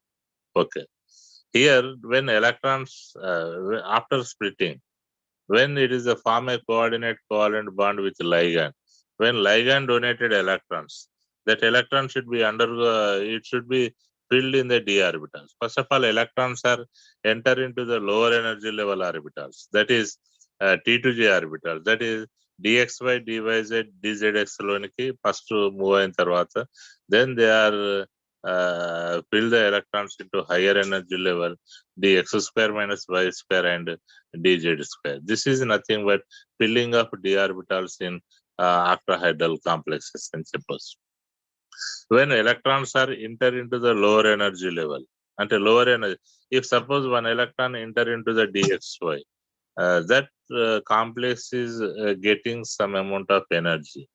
Similarly, second electron is also enter into the T2G level. Third electron is also enter into the T2G level. When electrons are enter into the lower energy level, the complex is going to get the some amount of energy. When electrons are filled in lower energy level, that is getting some amount of energy. When electrons are filled in higher energy level, that complex central metal ion getting some amount of energy. Here you can observe that when electrons are enter into the lower energy level, T2G, for one electron there is a gaining 0.4 and getting stability for each electron. When electrons are enter into the higher energy level, that is a easy orbital, it gains a minus 0.6.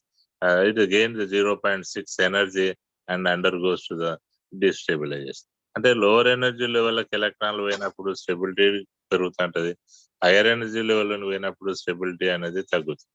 Overall గా when electrons are enter into the T2G level and EG level, overall it is getting some amount of energy.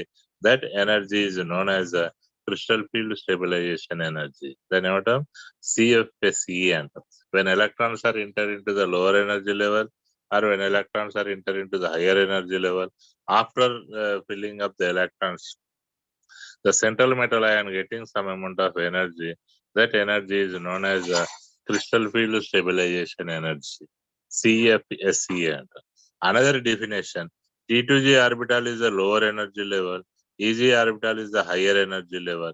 Energy difference between the T2G orbitals or EG orbitals is also known as a crystal field stabilization energy.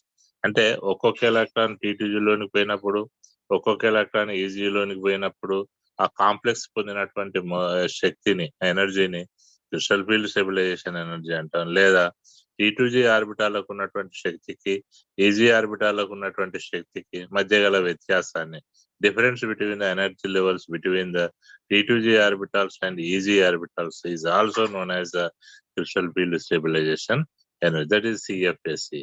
The CFSE ఇది మనం ఎట్లా represent చేస్తామంటే delta జీరోతో కానీ, delta DQ కానీ, తర్వాత 10DQ కానీ దీన్ని crystal field stabilisation ఎనర్జీని చూపుతుంది.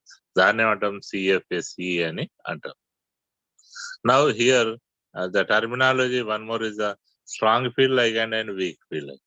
What is mean by strong field ligand? What is mean by weak field ligand? అంటే in the present where the d orbitals are split into the two energy levels in the presence of ligand is quickly అయితే దాన్ని strong field ligand అంటాం. Splitting up the d orbitals into two energy levels or two sets somewhat slowly అంటే దాన్ని ఏమంటాం అంటే weak field ligand గా చెప్పవచ్చు. What is strong field ligand? What is weak field ligand అంటే in the presence of strong field ligand the splitting of d orbitals will be takes place easily.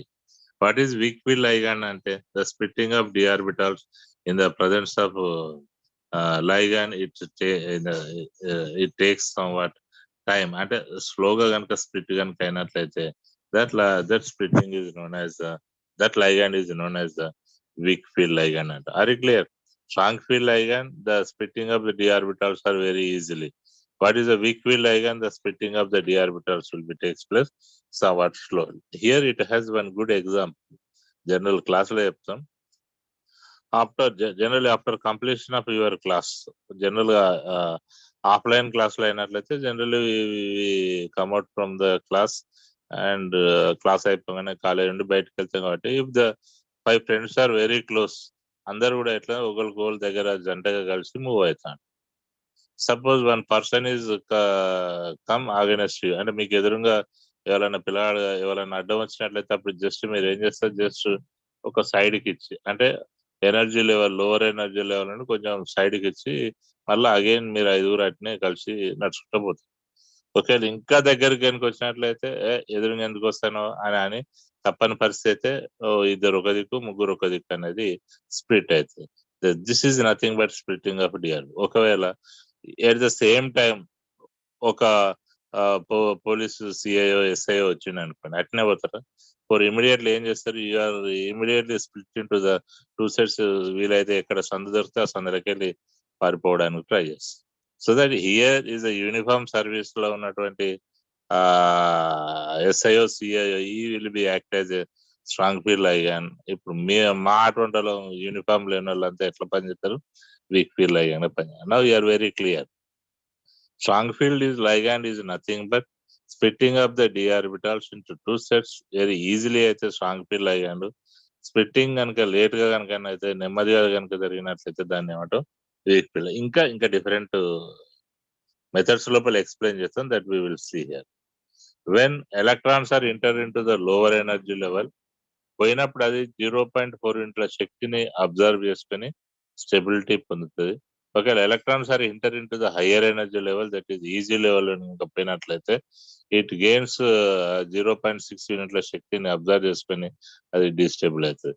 Overall the difference of energy between the easy and 2TG, difference amount of energy, lower energy level and higher energy level, that energy is known as crystal field stabilization. And energy difference between the T2G and EG and crystal field stabilization energy antam, gaining of energy by filling up electrons into the EG or T2G also is known as a crystal field stabilization energy. So that ఇక్కడ మనం చెప్పిన అన్ని terms, d orbitals అంటే ఏంది, excited state d orbitals అంటే ఏంది, crystal field splitting అంటే ఏంది, ఎనర్జీ లెవెల్ స్ప్లిట్టింగ్ అంటే ఏంది, క్రిస్టల్ ఫీల్డ్ స్టెబిలైజేషన్ అంటే ఏంది, what is the strong field ligand అంటే ఏంది, what is the weak field ligand అంటే, these are the terms we are going to use in the crystal field theory. Now we can observe this. dx2 ఈ 5 d ఆర్బిటాలు డిజెనరేటెడ్ ఆర్బిటాలు ఈ excited state లోనికి పోతాయి. ఈ excited state ఇవి ఏమైతే 2 సెట్లుగా డివైడ్ అవుతాయి, దీన్ని స్ప్లిట్టింగ్ ఆఫ్ d ఆర్బిటాల్స్ అని చెప్పొచ్చు. Now our aim, the splitting of d orbitals are the 2 types. One type is when the ligands are approached to the central metal ion between the axis la రావచ్చు, along the axis. These are 2 examples. Now we will go for when ligands are approaching to the central metal ion along the axis and around the axis, గనుక ligands approach అయితే అప్పుడు d orbital యొక్క splitting జరుగుతుంది. ఒకవేళ ligands are approaching to the central metal ion and between the axis ల మధ్య పోయినప్పుడు కూడా again there will be a splitting of d orbital. ఇక్కడ బాగా గుర్తుపెట్టుకోండి, if the electrons are approaching the central metal ion along the axis and around the axis, అంటే అక్షాల మీదుగా అక్షాల మధ్య గుండా సమీపించినప్పుడు d ఆర్బిటాల్ యొక్క స్ప్లిట్టింగ్ జరుగుతుంది. ఒకవేళ లైగాండ్ ఆర్బిటాలు సెంట్రల్ మెటల్ అయాన్ ను అక్షాల మధ్య గుండా సమీపించినప్పుడు కూడా d ఆర్బిటాల్ యొక్క స్ప్లిట్టింగ్ జరుగుతుంది. ఇక్కడ మీరు బాగా ఒక క్వశ్చన్, ఒకవేళ ligand orbitals are approaching the central metal ion along the axis around the axis, అంటే అక్షాల మీద అక్షాల మధ్య గుండా అక్షాల మీద అక్షాల అలాంగ్ ద యాక్సిస్ కనుక సమీపించినప్పుడు అక్షాల మీద ఏ ఆర్బిటాల్స్ ఉంటాయి మనకు, అక్షాల మీద ఏ ఆర్బిటాల్స్ ఉంటాయి, dx2 - y2 dz2 ఆర్బిటాల్ అక్షాల పైన ఉంటాయి, అక్షాల మధ్య ఉంటాయి. ఎప్పుడైతే ligand orbitals are approach to the along the axis అంటే వేటి మధ్యన రిపల్షన్ స్టార్ట్ అవుతుంది, అంటే ఈజీ ఆర్బిటాలకు లైగాండ్ ఆర్బిటాలకు మధ్య రిపల్షన్ స్టార్ట్ అవుతుంది. అది క్లియర్. ఒకవేళ ligands are approaching to the central metal ion between the axis అన్నప్పుడు ఏమైతుంది, బిట్వీన్ ద యాక్సిస్ లోపల dxy ఉంటది, dzx ఉంటది, dyz అంటే T2G, అంటే there is a repulsion between the T2G orbitals and ligand orbitals. ఒకవేళ అలాంగ్ ద యాక్సిస్ అన్నప్పుడు repulsions takes place between the EG orbitals and ligand. మీరు బాగా గుర్తుపెట్టుకోండి, where the repulsions are takes place, where the repulsions are where అంటే ఎక్కడ repulsions అయితే జరుగుతాయో that will have the higher energy. అది క్లియర్. ఎక్కడైతే రిపల్షన్స్ జరుగుతాయో that will have the higher energy, ఎక్కడైతే రిపల్షన్స్ తక్కువగా ఉంటాయో there the energy somewhat less. ఇప్పుడు ఇద్దరు కొట్టుకున్నప్పుడు వాళ్ళకే హయ్యర్ ఎనర్జీ ఉంటుంది తప్ప చూసేటోళ్ళకు ఉంటుందా, ఉండదు కదా. సిమిలర్లీ ఎక్కడైతే T2G ఆర్బిటాలకు లైగాండ్ ఆర్బిటాలకు మధ్య వికర్షణ జరిగినప్పుడు ఎప్పుడు జరుగుతుంది, when ligand orbitals are approach to the central metal ion along the axis అయినప్పుడు వీటి మధ్యన వికర్షణ జరుగుతుంది. ఒకవేళ T2G ఆర్బిటాల మధ్య వికర్షణ జరగాలంటే ligand orbitals must be reach the central metal ion between the axis only. మీకు చాలా మందికి డౌట్ వస్తుంది, ఈజీ ఆర్బిటాలకు శక్తి ఎక్కువ తక్కువ, ఇది నేను చెప్పింది జనరల్ స్టేట్మెంట్. ఈజీకి ఎక్కువ T2Gకి తక్కువ అనేది that is a normal general statement. In some cases EG orbitals are having more energy, T2G orbitals are having less energy. In some cases T2G orbitals are having more energy, easy orbitals are having lower energy. When we are getting this type of possibility ante where the repulsion start takes place between the ligands as well as the orbitals, that will have the more energy. As excited logopathy, that will have the more. Now we can observe this. When the ligands are approached to the along and around the axis కనుక అయినట్లయితే that type of ఆ టైంలో ఎక్కడ మీకు జరుగుతుంది అంటే octahedral complexes లోపల always octahedral complexes లోపల డిఆర్బిటాల యొక్క స్ప్లిట్టింగ్ జరగడం అనేది when ligands are approaching to the central metal ion along and around the axis. అంటే ఆక్టాహైడ్రల్ కాంప్లెక్సెస్ లోపల ఎప్పుడు కూడా లైగండ్ అప్రోచ్ అనేది అక్షాల మీద అక్షాల గుండా మాత్రమే సమీపిస్తుంది కాబట్టి అక్కడ ఆక్టాహైడ్రల్ కాంప్లెక్సెస్ లోపల మాత్రమే ఆ టైప్ ఆఫ్ స్ప్లిట్టింగ్ అది అప్రోచ్ ఉంటుంది. ఒకవేళ సెకండ్ టైప్, ఒకవేళ లైగండ్స్ అక్షాల మధ్య గుండా అప్రోచ్ అవుతున్నాయని అనుకున్నప్పుడు అది ఎక్కడ జరుగుతుంది అంటే అది టెట్రాహైడ్రల్ కాంప్లెక్సెస్ లోపల మాత్రమే జరుగుతుంది. You are very clear. In octahedral ఇది కూడా entrance question. In octahedral complexes ligands are approaching the central metal ion along the axis and around the axis. In case of tetrahedral complexes, ligands are approaching to the central metal ion between the axis. అంటే tetrahedral molecules లోపల మధ్య గుండా లైగండ్స్ approach అయితే అక్షాల మధ్య గుండా, octahedral complexes లోపల అవి ఎట్లా అప్రోచ్ అవుతాయి? Along the axis. ఇదే మెయిన్ ఇంపార్టెంట్, మీరు బాగా గుర్తుపెట్టుకోవాలి. ఆక్టాహైడ్రల్ అంటే ఎలాంగ్ అండ్ అరౌండ్, టెట్రాహైడ్రల్ అంటే బిట్వీన్ ద యాక్సిస్ అని గుర్తుపెట్టుకుంటే సరే. ఇప్పుడు ఇంతకుముందు నేను ఒకటి చెప్పాను, when electrons are enter in to the lower energy level it gain the 0.4 units of energy and get stability అని. When electrons are enter in to the higher energy level it gains the 0.6 units of energy and under goes to destabilization. అంటే minus అని చెప్పిన డిస్టెబిలైజేషన్ ఒకటే, లేకపోతే గ్రహించి destabilisation పోతుందన్న కూడా same. Now you are very clear. ఇప్పుడు మీకు ఇక్కడ ఏది ఎంట్రన్స్ పాయింట్ అంటే ఆక్టాహైడ్రల్ కాంప్లెక్సెస్ లోపల లైగండ్స్ యొక్క approach along the axis, tetrahedral complexes లోపల లైగండ్స్ యొక్క అప్రోచ్ బిట్వీన్ ద యాక్సిస్ అని గుర్తుపెట్టుకుంటే సరిపోతుంది. Now here we will have strong field ligand ఉంటుంది, weak field ligand. Strong field ligand ఉన్నప్పుడు ఎలక్ట్రాన్ల యొక్క పంపిణీ, filling of electron, distribution of electron ఏ విధంగా ఉంటుంది, లేదా వీక్ ఫీల్డ్ లైగండ్ ఉన్నప్పుడు ఎలక్ట్రాన్ల యొక్క డిస్ట్రిబ్యూషన్ ఏ విధంగా ఉంటుంది. ఇలా ఆక్టాహైడ్రల్ కాంప్లెక్సెస్ లోపల ఎట్లా ఉంటుంది, ఆ టెట్రాహైడ్రల్ కాంప్లెక్సెస్ లోపల ఎట్లా ఉంటుంది అనేది I will explain here. If you go for octahedral complex, ఇప్పుడు మీకు ఆక్టాహైడ్రల్ కాంప్లెక్స్ అనగానే ఏం గుర్తుండాలి? ఆక్టాహైడ్రల్ కాంప్లెక్స్ అనగానే డి ఆర్బిటాల్ యొక్క విభజన జరుగుతుంది, లైగండ్ ఆర్బిటాల్ అనే అక్షరాల మీద గుండానే సమీపిస్తుంది. అప్పుడు జరిగేటటువంటి స్ప్లిట్టింగ్ గీ స్ప్లిట్టింగ్. ఆక్టాహైడ్రల్ అనగానే మళ్ళీ ఏం రాయాలి? 5 డి ఆర్బిటాలు, ఎగ్జైటెడ్ స్టేట్. పూర్తిగా అప్రోచ్ కాగానే ఈ 5 డి ఆర్బిటాలు 2 సెట్లుగా డివైడ్ అవుతాయి. ఒకటేమో ఈజీ సెట్ గా, రెండవది T2G సెట్ గా.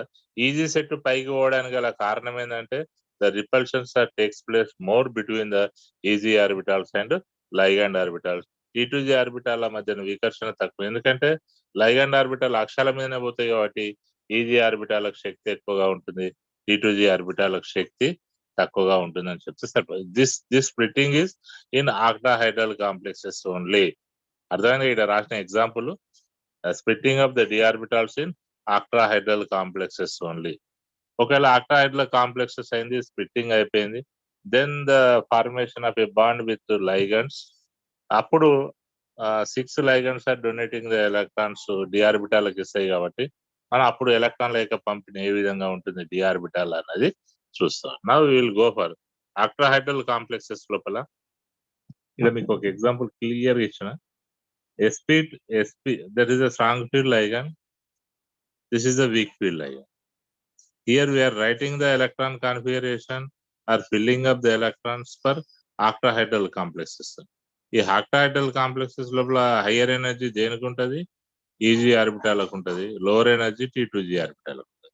యాజ్ పర్ అవర్ హుండ్స్ నియమం, మనకున్న పాత నాలెడ్జ్ ప్రకారం when electrons are enter into the orbitals, first of all they are enter into the lower energy level.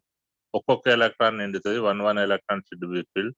ఆ లోవర్ ఎనర్జీ లెవెల్ ఒక్కొక్కటి నిండిన తర్వాత again it will be the taking the pairing. తర్వాత pairing జరుగుతుంది. అంటే ఒక్కొక్క electron నిండి తర్వాత జతగూట అనేది లోవర్ ఎనర్జీ లెవెల్ అయిపోయినాక then we will go for the higher energy level ఒక్కొక్క ఎలక్ట్రాన్ నిండి again the pairing will be the takes. వీళ్ళ రెండు గుర్తుపెట్టుకోవాలి. లోవర్ ఎనర్జీ లెవెల్ ఫస్ట్ ఒక్కొక్క ఎలక్ట్రాన్ నిండి తర్వాత pairing will be takes place. Higher energy level next ఒక్కొక్కటి నిండి then pairing will be the takes. ఇప్పుడు దాని మొత్తానికి సింపుల్ గా మీకు ఇది ఒకటి గుర్తుపెట్టు. In case of strong field ligand లా ఏదైతే స్టేట్మెంట్ చెప్పినామో అదే జరుగుతుంది. ఇక్కడ చూడండి, మనకున్న ఆర్బిటాల్ ఏంది? DXY, DYZ, DZX. ఇది T2G orbital lower energy level. EG orbital dx2 - y2 dz2. ఇది స్ట్రాంగ్ ఫీల్డ్ లైగాన్. ఇప్పుడు చూడండి, వీక్ ఫీల్డ్ లైగాన్ లా ఫస్ట్ ఎలక్ట్రాన్ DXY లోని పోయింది, సెకండ్ ఎలక్ట్రాన్ డివైజెడ్ లోని పోయింది, థర్డ్ ఎలక్ట్రాన్ DZX లోనికి పోయింది. అంటే ఒక్కొక్క ఎలక్ట్రాన్ నిండింది. తర్వాత ఏం చెప్పినాం? Again it will take the pairing. Fourth electron DXY లోని పోయింది, ఫిఫ్త్ ఎలక్ట్రాన్ డివైజెడ్ లోని పోయింది, సిక్స్త్ ఎలక్ట్రాన్ DZX లోనికి పోయింది. అంటే లోవర్ ఎనర్జీ లెవెల్ 1 ఎలక్ట్రాన్ నిండిన తర్వాత జతగూట ప్రారంభమైంది. దెన్ సిమిలర్లీ లోవర్ ఎనర్జీ తర్వాత you can go for higher energy. Higher energy లోపల ఏమైంది? 7వ ఎలక్ట్రాన్ DX2 - Y2 లోని పోయింది, 8వ ఎలక్ట్రాన్ DZ2 లోని పోయింది. నా 9th ఎలక్ట్రాన్ ఎక్కడికి వచ్చింది? DZX2 - Y2 లోనికి వచ్చింది. 10th ఎలక్ట్రాన్ ఇది. అంటే స్ట్రాంగ్ ఫీల్డ్ లైగాన్ల యొక్క సమక్షం లోపల లోవర్ ఎనర్జీ లెవెల్ ఫస్ట్ నిండి, అంటే ఫస్ట్ సింగిల్ తర్వాత పేరింగ్ అయ్యి, తర్వాత హయ్యర్ ఎనర్జీ లెవెల్ సింగిల్ తర్వాత పేరింగ్ అవడం అనేది జరుగుతుంది. This is in case of strong field ligand. ఒకవేళ if it is weak field ligand కనుక అయినట్లయితే, in case of weak field ligand in complex octahedral complexes లోపల అక్కడ ఏమైతుందంటే lower energy level, higher energy level ఒక్కొక్క ఎలక్ట్రాన్ నిండిన తర్వాత then pairing will be the takes place. Lower energy level T2G 1 electron, higher energy level EG 1 electron అన్ని కూడా ఒక్కొక్కటి నిండిన తర్వాత then taking pairing will be the takes place. అప్పుడు in case of weak field ligand చూడండి, 1, 2, 3 DXY DYZ. 4వది in case of strong field అయితే మళ్ళా పేరింగ్ జరిగేది. కానీ ఇక్కడ వీక్ ఫీల్డ్ కాబట్టి DX2 - Y2 DZ2 లోని పోయింది.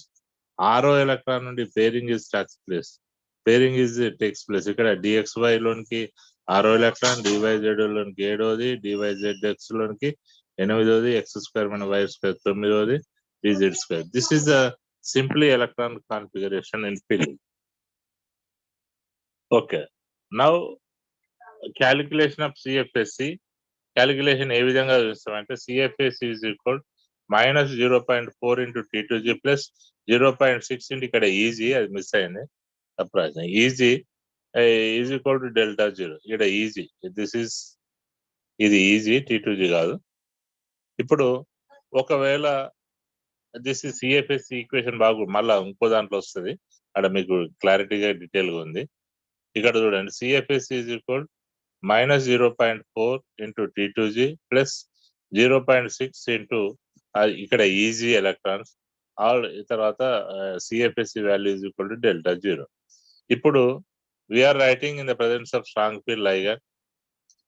ఫస్ట్ ఎలక్ట్రాన్ ఇక్కడ ఫస్ట్ ఎలక్ట్రాన్ D1, అంటే D1 ఒక ఎలక్ట్రాన్ ఎక్కడికి పోయింది? DXY లోని పోయింది. అంటే లోవర్ ఎనర్జీ లెవెల్కి పోయినప్పుడు ఇంతమంది చెప్పినాం 0.4 యూనిట్ల శక్తిని గ్రహించి అది స్టెబిలైజ్ అవుతుంది. అంటే అప్పుడు ది ఆన్సర్ ఈజ్ వాట్? 0.4. ఒకవేళ సెకండ్ ఎలక్ట్రాన్ కనుక వచ్చినట్లయితే అది D2 లోనికి పోతుంది. D2 అంటే DXY DYZ లోనికి పోతుంది. అప్పుడు 2 ఎలక్ట్రాన్ లోవర్ ఎనర్జీ లోని పోయింది కాబట్టి -0.8. 3 ఎలక్ట్రాన్లు కనుక వచ్చినట్లయితే DXY DYZ DZX పైన రాసినట్టే ఇక్కడ 3 ఉంటాయి కాబట్టి 3 into 0.4 కాబట్టి 1.2 అవుతుంది. ఒకవేళ 4వది వస్తే అది DXY తోటి పేరింగ్ అవుతుంది కాబట్టి 4 into 0.4 కాబట్టి 1.6. 5వది DYZ లోనికి, 6వది DZX లోకి. సో దట్ 6 ఎలక్ట్రాన్లు వచ్చినప్పుడు DXY DYZ DZX తర్వాత మళ్ళా pairing 6 into 0.4 is equal to 2.4 అవుతుంది. ఒకవేళ ఎలక్ట్రాన్ కనుక ఏడో electron it is mandatory, it should be under goes to the easy orbital లోనికి పోవాలి కాబట్టి this is the easy orbital. dx² - y² లోనికే పోతుంది. అది పోయినప్పుడు 0.6 యూనిట్ల శక్తి తగ్గాలి, అంటే స్టెబిలిటీ తగ్గుతుంది కాబట్టి అప్పుడు ఇక్కడ 2.4 వెళ్ళి యాక్చువల్గా 0.6 తీసేయాలి. అప్పుడు ఏమవుతుంది అంటే 1.8 అవుతుంది. 1.6 ఉన్నది తప్పు, 0.8 అవుతుంది, 1.8 అవుతుంది. తర్వాత ఇది ఆరోది. ఏడో ఎలక్ట్రాన్ కనుక వచ్చినట్లయితే ఏడోది అయిపోయి ఎనిమిదో ఎలక్ట్రాన్ D8 కాన్ఫిగరేషన్ కనుక ఉన్నట్లయితే T26 మొత్తం నిండింది. ఈజీలోనికి 2 ఎలక్ట్రాన్లు వచ్చినాయి కాబట్టి 6 × 0.2 × 2 1.2 కాబట్టి 2.4 1.2 తీసేస్తే 1.2 అవుతుంది. తర్వాత 9వ ఎలక్ట్రాన్ ఇది ఏమవుతుంది, ఈజీలో ఉన్నటువంటి T2G dx² - y² లో జతగూట ప్రారంభం అవుతుంది కాబట్టి అప్పుడు 1.2 వెళ్ళి మళ్ళీ 6 తగ్గుతుంది కాబట్టి 0.6. లాస్ట్ ఎలక్ట్రాన్ 10వది వచ్చి పేరింగ్ అవుతుంది కాబట్టి again crystal field stabilization energy. This అంటే ఒక ఎలక్ట్రాన్ ఫిల్ అయిపోయినప్పుడు ఎంత గెయిన్ ఎనర్జీ అవుతుంది, 2 ఎలక్ట్రాన్లు ఫిల్ అయినప్పుడు ఎంత ఎనర్జీ గెయిన్ అవుతుంది, 3 ఎలక్ట్రాన్లు ఫిల్ అయినప్పుడు ఎంత ఎనర్జీ గెయిన్ అవుతుంది అనేది ఇలా రిప్రజెంట్ చేస్తుంది. సిమిలర్లీ ఇప్పుడు పైన చెప్పింది నేను స్ట్రాంగ్ ఫీల్డ్ లైగాండ్ చెప్పాను. Then I will give the weak field ligand. Same octahedral complex weak field ligand లోనికి పోయినప్పుడు అది వీక్ ఫీల్డ్ అయినా స్ట్రాంగ్ ఫీల్డ్ అయినా ఫస్ట్ 3 ఎలక్ట్రాన్ల వరకు నో ప్రాబ్లం. అంటే D1 D2 D3 వరకు ఇక్కడ 1.2 ఇక్కడ 1.2 దాంట్లో పెద్ద తేడా ఏమి ఉండదు. అది వీక్ ఫీల్డ్ అయినా స్ట్రాంగ్ ఫీల్డ్ అయినా. ఒకవేళ వీక్ ఫీల్డ్ అయినప్పుడు 4th ఎలక్ట్రాన్ వచ్చినప్పుడు ఈజీలోనికి ప్రవేశిస్తుంది. స్ట్రాంగ్ ఫీల్డ్ అయినప్పుడు అది T2G లోనికి ప్రవేశించి జతగూడడం ప్రారంభమైంది. ఇప్పుడు మనం రాసేది వీక్ ఫీల్డ్ కాబట్టి అగైన్ ఇక్కడికి ఏమొచ్చింది, 4వ ఎలక్ట్రాన్ D4 ల ఈజీ ఆర్బిటాల్ లోనికి వస్తుంది కాబట్టి ఇది 3 కాబట్టి 1.2 అయిపోయింది. మళ్ళీ -6.6 తీసేయాలి కాబట్టి 0.6 అవుతుంది. 5వ ఎలక్ట్రాన్ వరకు వచ్చే వరకు అన్ని of field electron configuration in case of weak field ligand -0.6 మళ్ళీ ఒక 6 తీసేస్తే 5 ఒంటరి ఎలక్ట్రాన్లు ఉన్నప్పుడు CFSE value is equal to 0 ఉంటుంది. మళ్ళా 6వ ఎలక్ట్రాన్ పోయినప్పుడు 0.4, 7వ ఎలక్ట్రాన్ పోయినప్పుడు మళ్ళా 0.8, 6 7 8వ ఎలక్ట్రాన్ పోయినప్పుడు మళ్ళీ 1.2 అవుతుంది. మళ్ళా 9వ ఎలక్ట్రాన్ జతగూట ప్రారంభం అవుతుంది కాబట్టి మళ్ళీ ఈజీలోనికి పోతుంది కాబట్టి -6 అప్పుడు మళ్ళీ డిఫరెన్స్ 6 తీసేయాలి 0.6. 10వ ఎలక్ట్రాన్ పోయినప్పుడు 0 అవుతుంది. So this is the when electrons are enter into the lower energy level or higher energy level based on the either in strong field or weak field ligand. బాగా గుర్తుపెట్టుకోండి, స్ట్రాంగ్ ఫీల్డ్ అయినా weak field అయినా D1 D2 D3 strong field అయినా weak field అయినా సేమే. D1 D2 D3 తర్వాత strong field అయినా weak field అయినా D9 and D10 configuration is also same. అదేవిధంగా D8 కూడా సేమ్. అంటే D8 D9 D10 same, D1 D2 D3 ఇది సేమ్ అవుతుంది in case of octahedral complex. Then we will go for in case of tetrahedral complex. ఈ tetrahedral complex అంటే మనం ముందే చెప్పినాం. టెట్రాహైడ్రల్ కాంప్లెక్స్ లోపల ఏమవుతుంది, ligand orbitals are approaching to the central metal ion between the axis. Between the axis అన్నప్పుడు అప్పుడు ఏమవుతుంది, the repulsions will be takes place between the T2G orbitals and ligand orbitals. So that T2G orbitals are having more energy, therefore EG orbitals are having less energy due to the less repulsions. అప్పుడు EG orbitals ఏమో పైకి పోతాయి, కిందికి వస్తాయి. T2G orbitals ఏమో పైకి పోతాయి. ఇక్కడ splitting of D orbital. 5 D ఆర్బిటాల్లు ఎలా బిట్వీన్ ద యాక్సిస్ అయినప్పుడు T2G ఆర్బిటాల్స్ ఏమో పైకి పోతుంది, EG ఆర్బిటాల్స్ ఏమో కిందికి వస్తాయి. ఇంతకుముందు ఆక్టాహైడ్రల్ కాంప్లెక్సెస్ లోపల EG ఆర్బిటాల్స్ ఏమో పైకి ఉంటది, T2G ఆర్బిటాల్స్ ఏమో కింది. అది ఏదేమైనా లోవర్ ఎనర్జీ లెవెల్ నుండి పోయినప్పుడు ఎలక్ట్రాన్లను గ్రహించి అది స్థిరత్వాన్ని పొందుతుంది. హయ్యర్ ఎనర్జీ లెవెల్ నుండి పోయినప్పుడు ఎలక్ట్రాన్లను గ్రహించి అది ఎనర్జీ అనేది డిస్టేబుల్ అవుతుంది. ఒకవేళ ఈ టెట్రాహైడ్రల్ కాంప్లెక్సెస్ లోపల EG orbitals are having lower energy, T2G orbitals are having a higher energy. The energy difference between T2G and EG is nothing but crystal field stabilization energy of tetrahedral complexes. Octahedral complexes లోపల ఏం చెప్తాం, energy level between easy and T2G. T2Gకి ఎక్కువ, ఈజీకి ఎక్కువ ఉంటుంది, T2Gకి తక్కువ ఉంటుంది. కాబట్టి energy level between easy and T2G, thus energy is known as crystal field stabilization energy, that is CFSC అంటారు. దాన్ని డెల్టా జీరోతోనే రిప్రజెంట్ చేస్తాం ఆక్టాహెడ్రల్. డెల్టా ఓసిటీ అని కూడా రిప్రజెంట్ చేస్తాం, ఆర్ 10 DQ అని కూడా రిప్రజెంట్ చేస్తాం.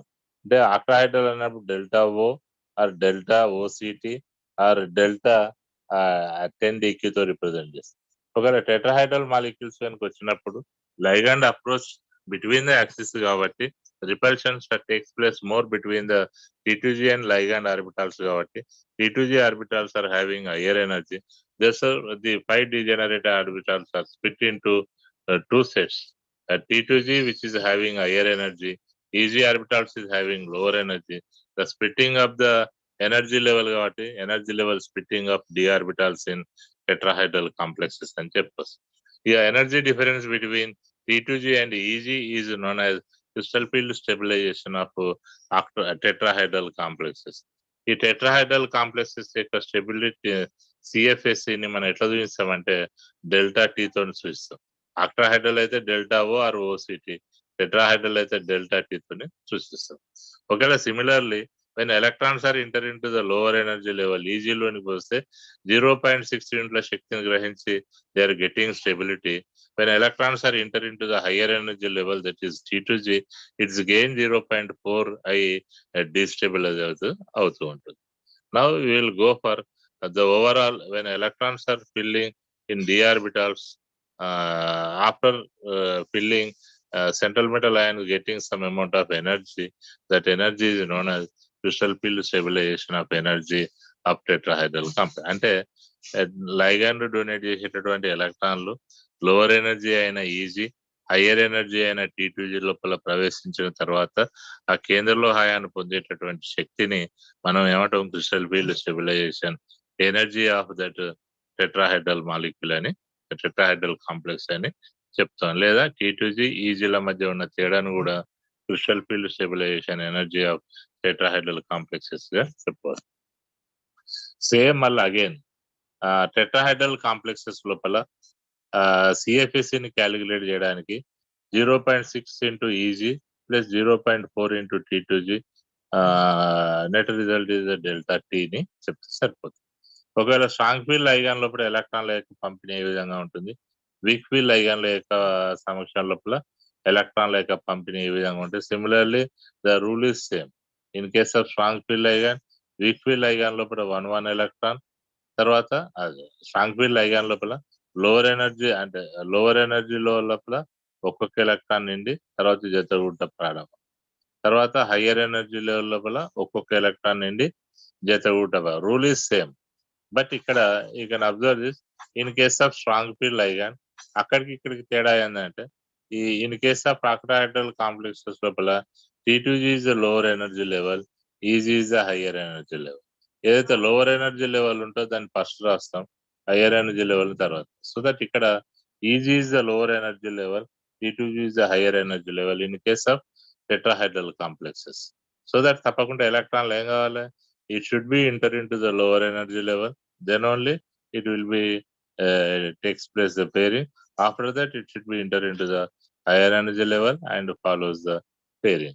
So that D1 లోపల ఒక ఎలక్ట్రాన్ అది dx² - y² లోని పోతుంది. రెండో ఎలక్ట్రాన్ కనుక ఉంటే అయితే D2 అయినప్పుడు x² - y² లో ఒకటి, dz² లోనికి ఒకటి వస్తుంది.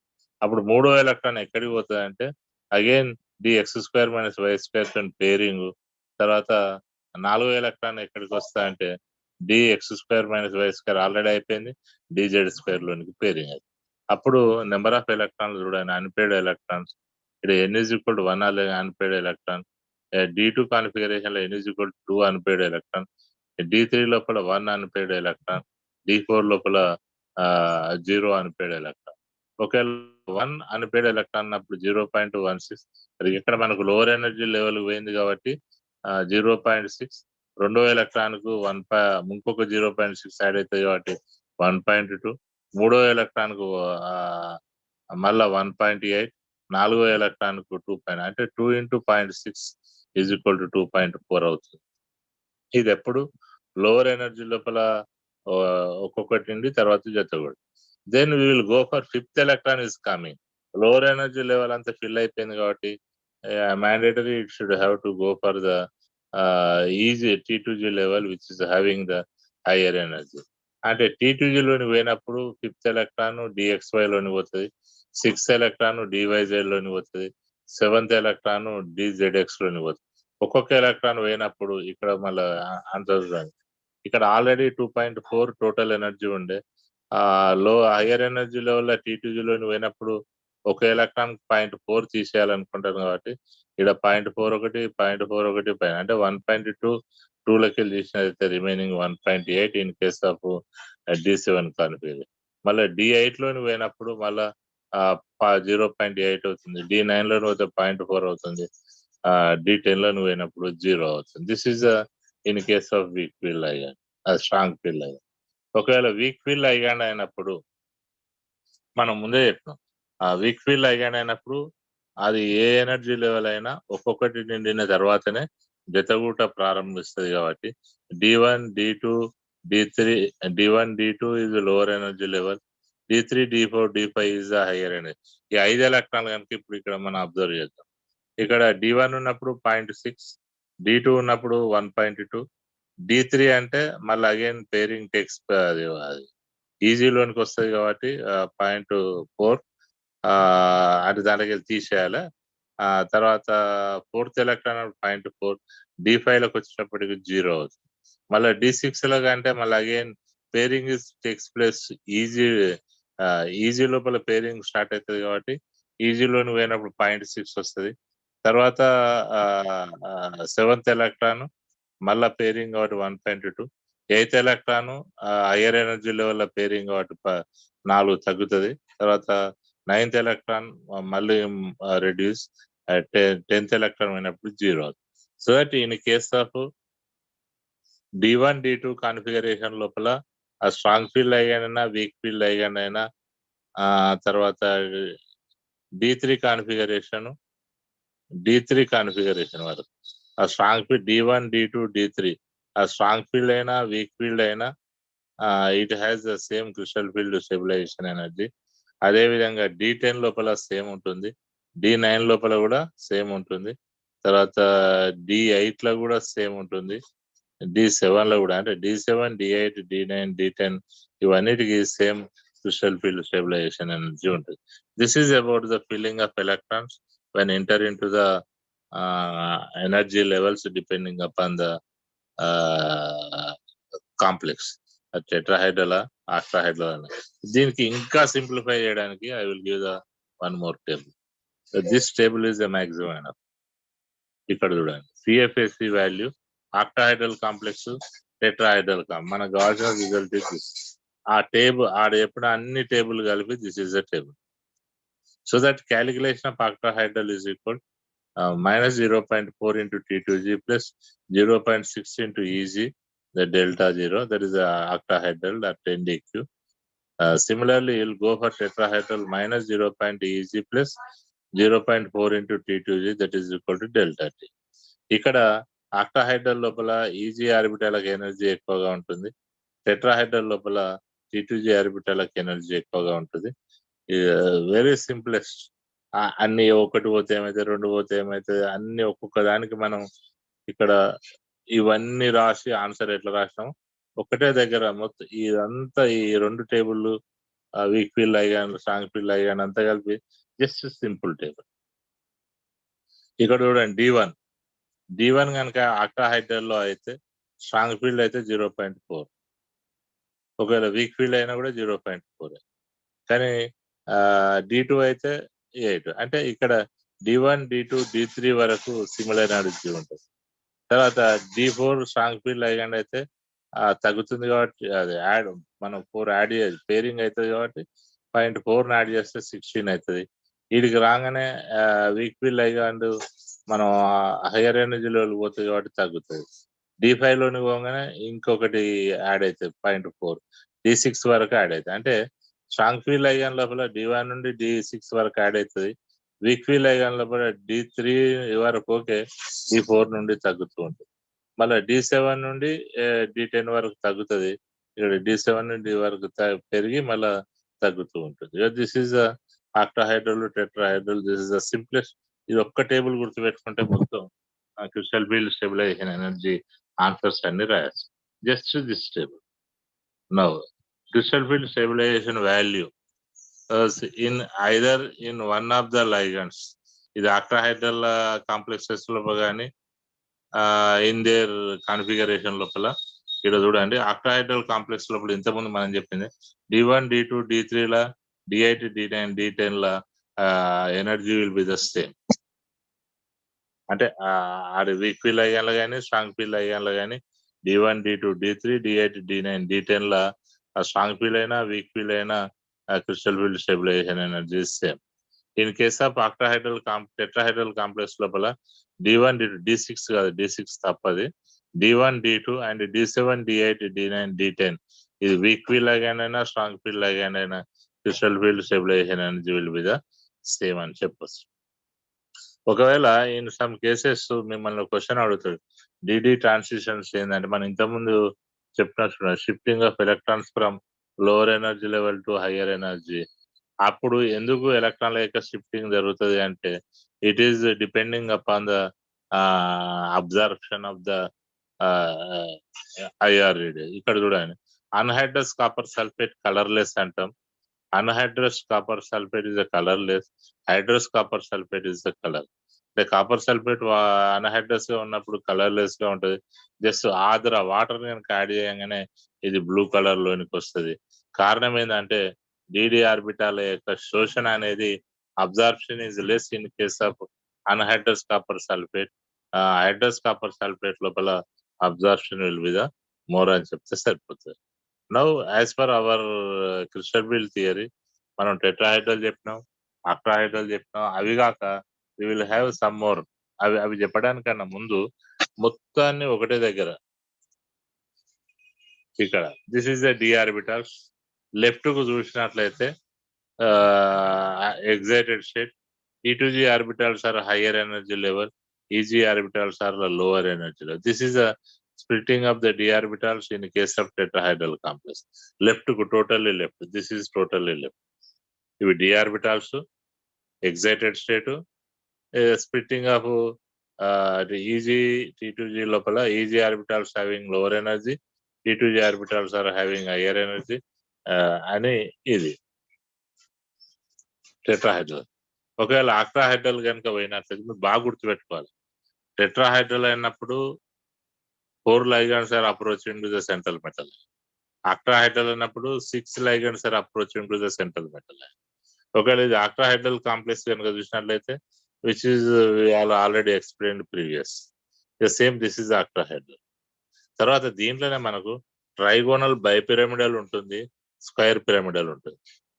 యాక్చువల్గా as per valence bond, as per the crystal field theory correct చెప్పానంటే ట్రైగోనల్ బైపిరమిడల్ నిర్మాణాలు కానీ స్క్వేర్ ప్లానార్ నిర్మాణాలు కానీ లేవు. బట్ వాలెన్స్ బాండ్ థియరీ లోపల ఇవన్నీ ఉన్నాయి.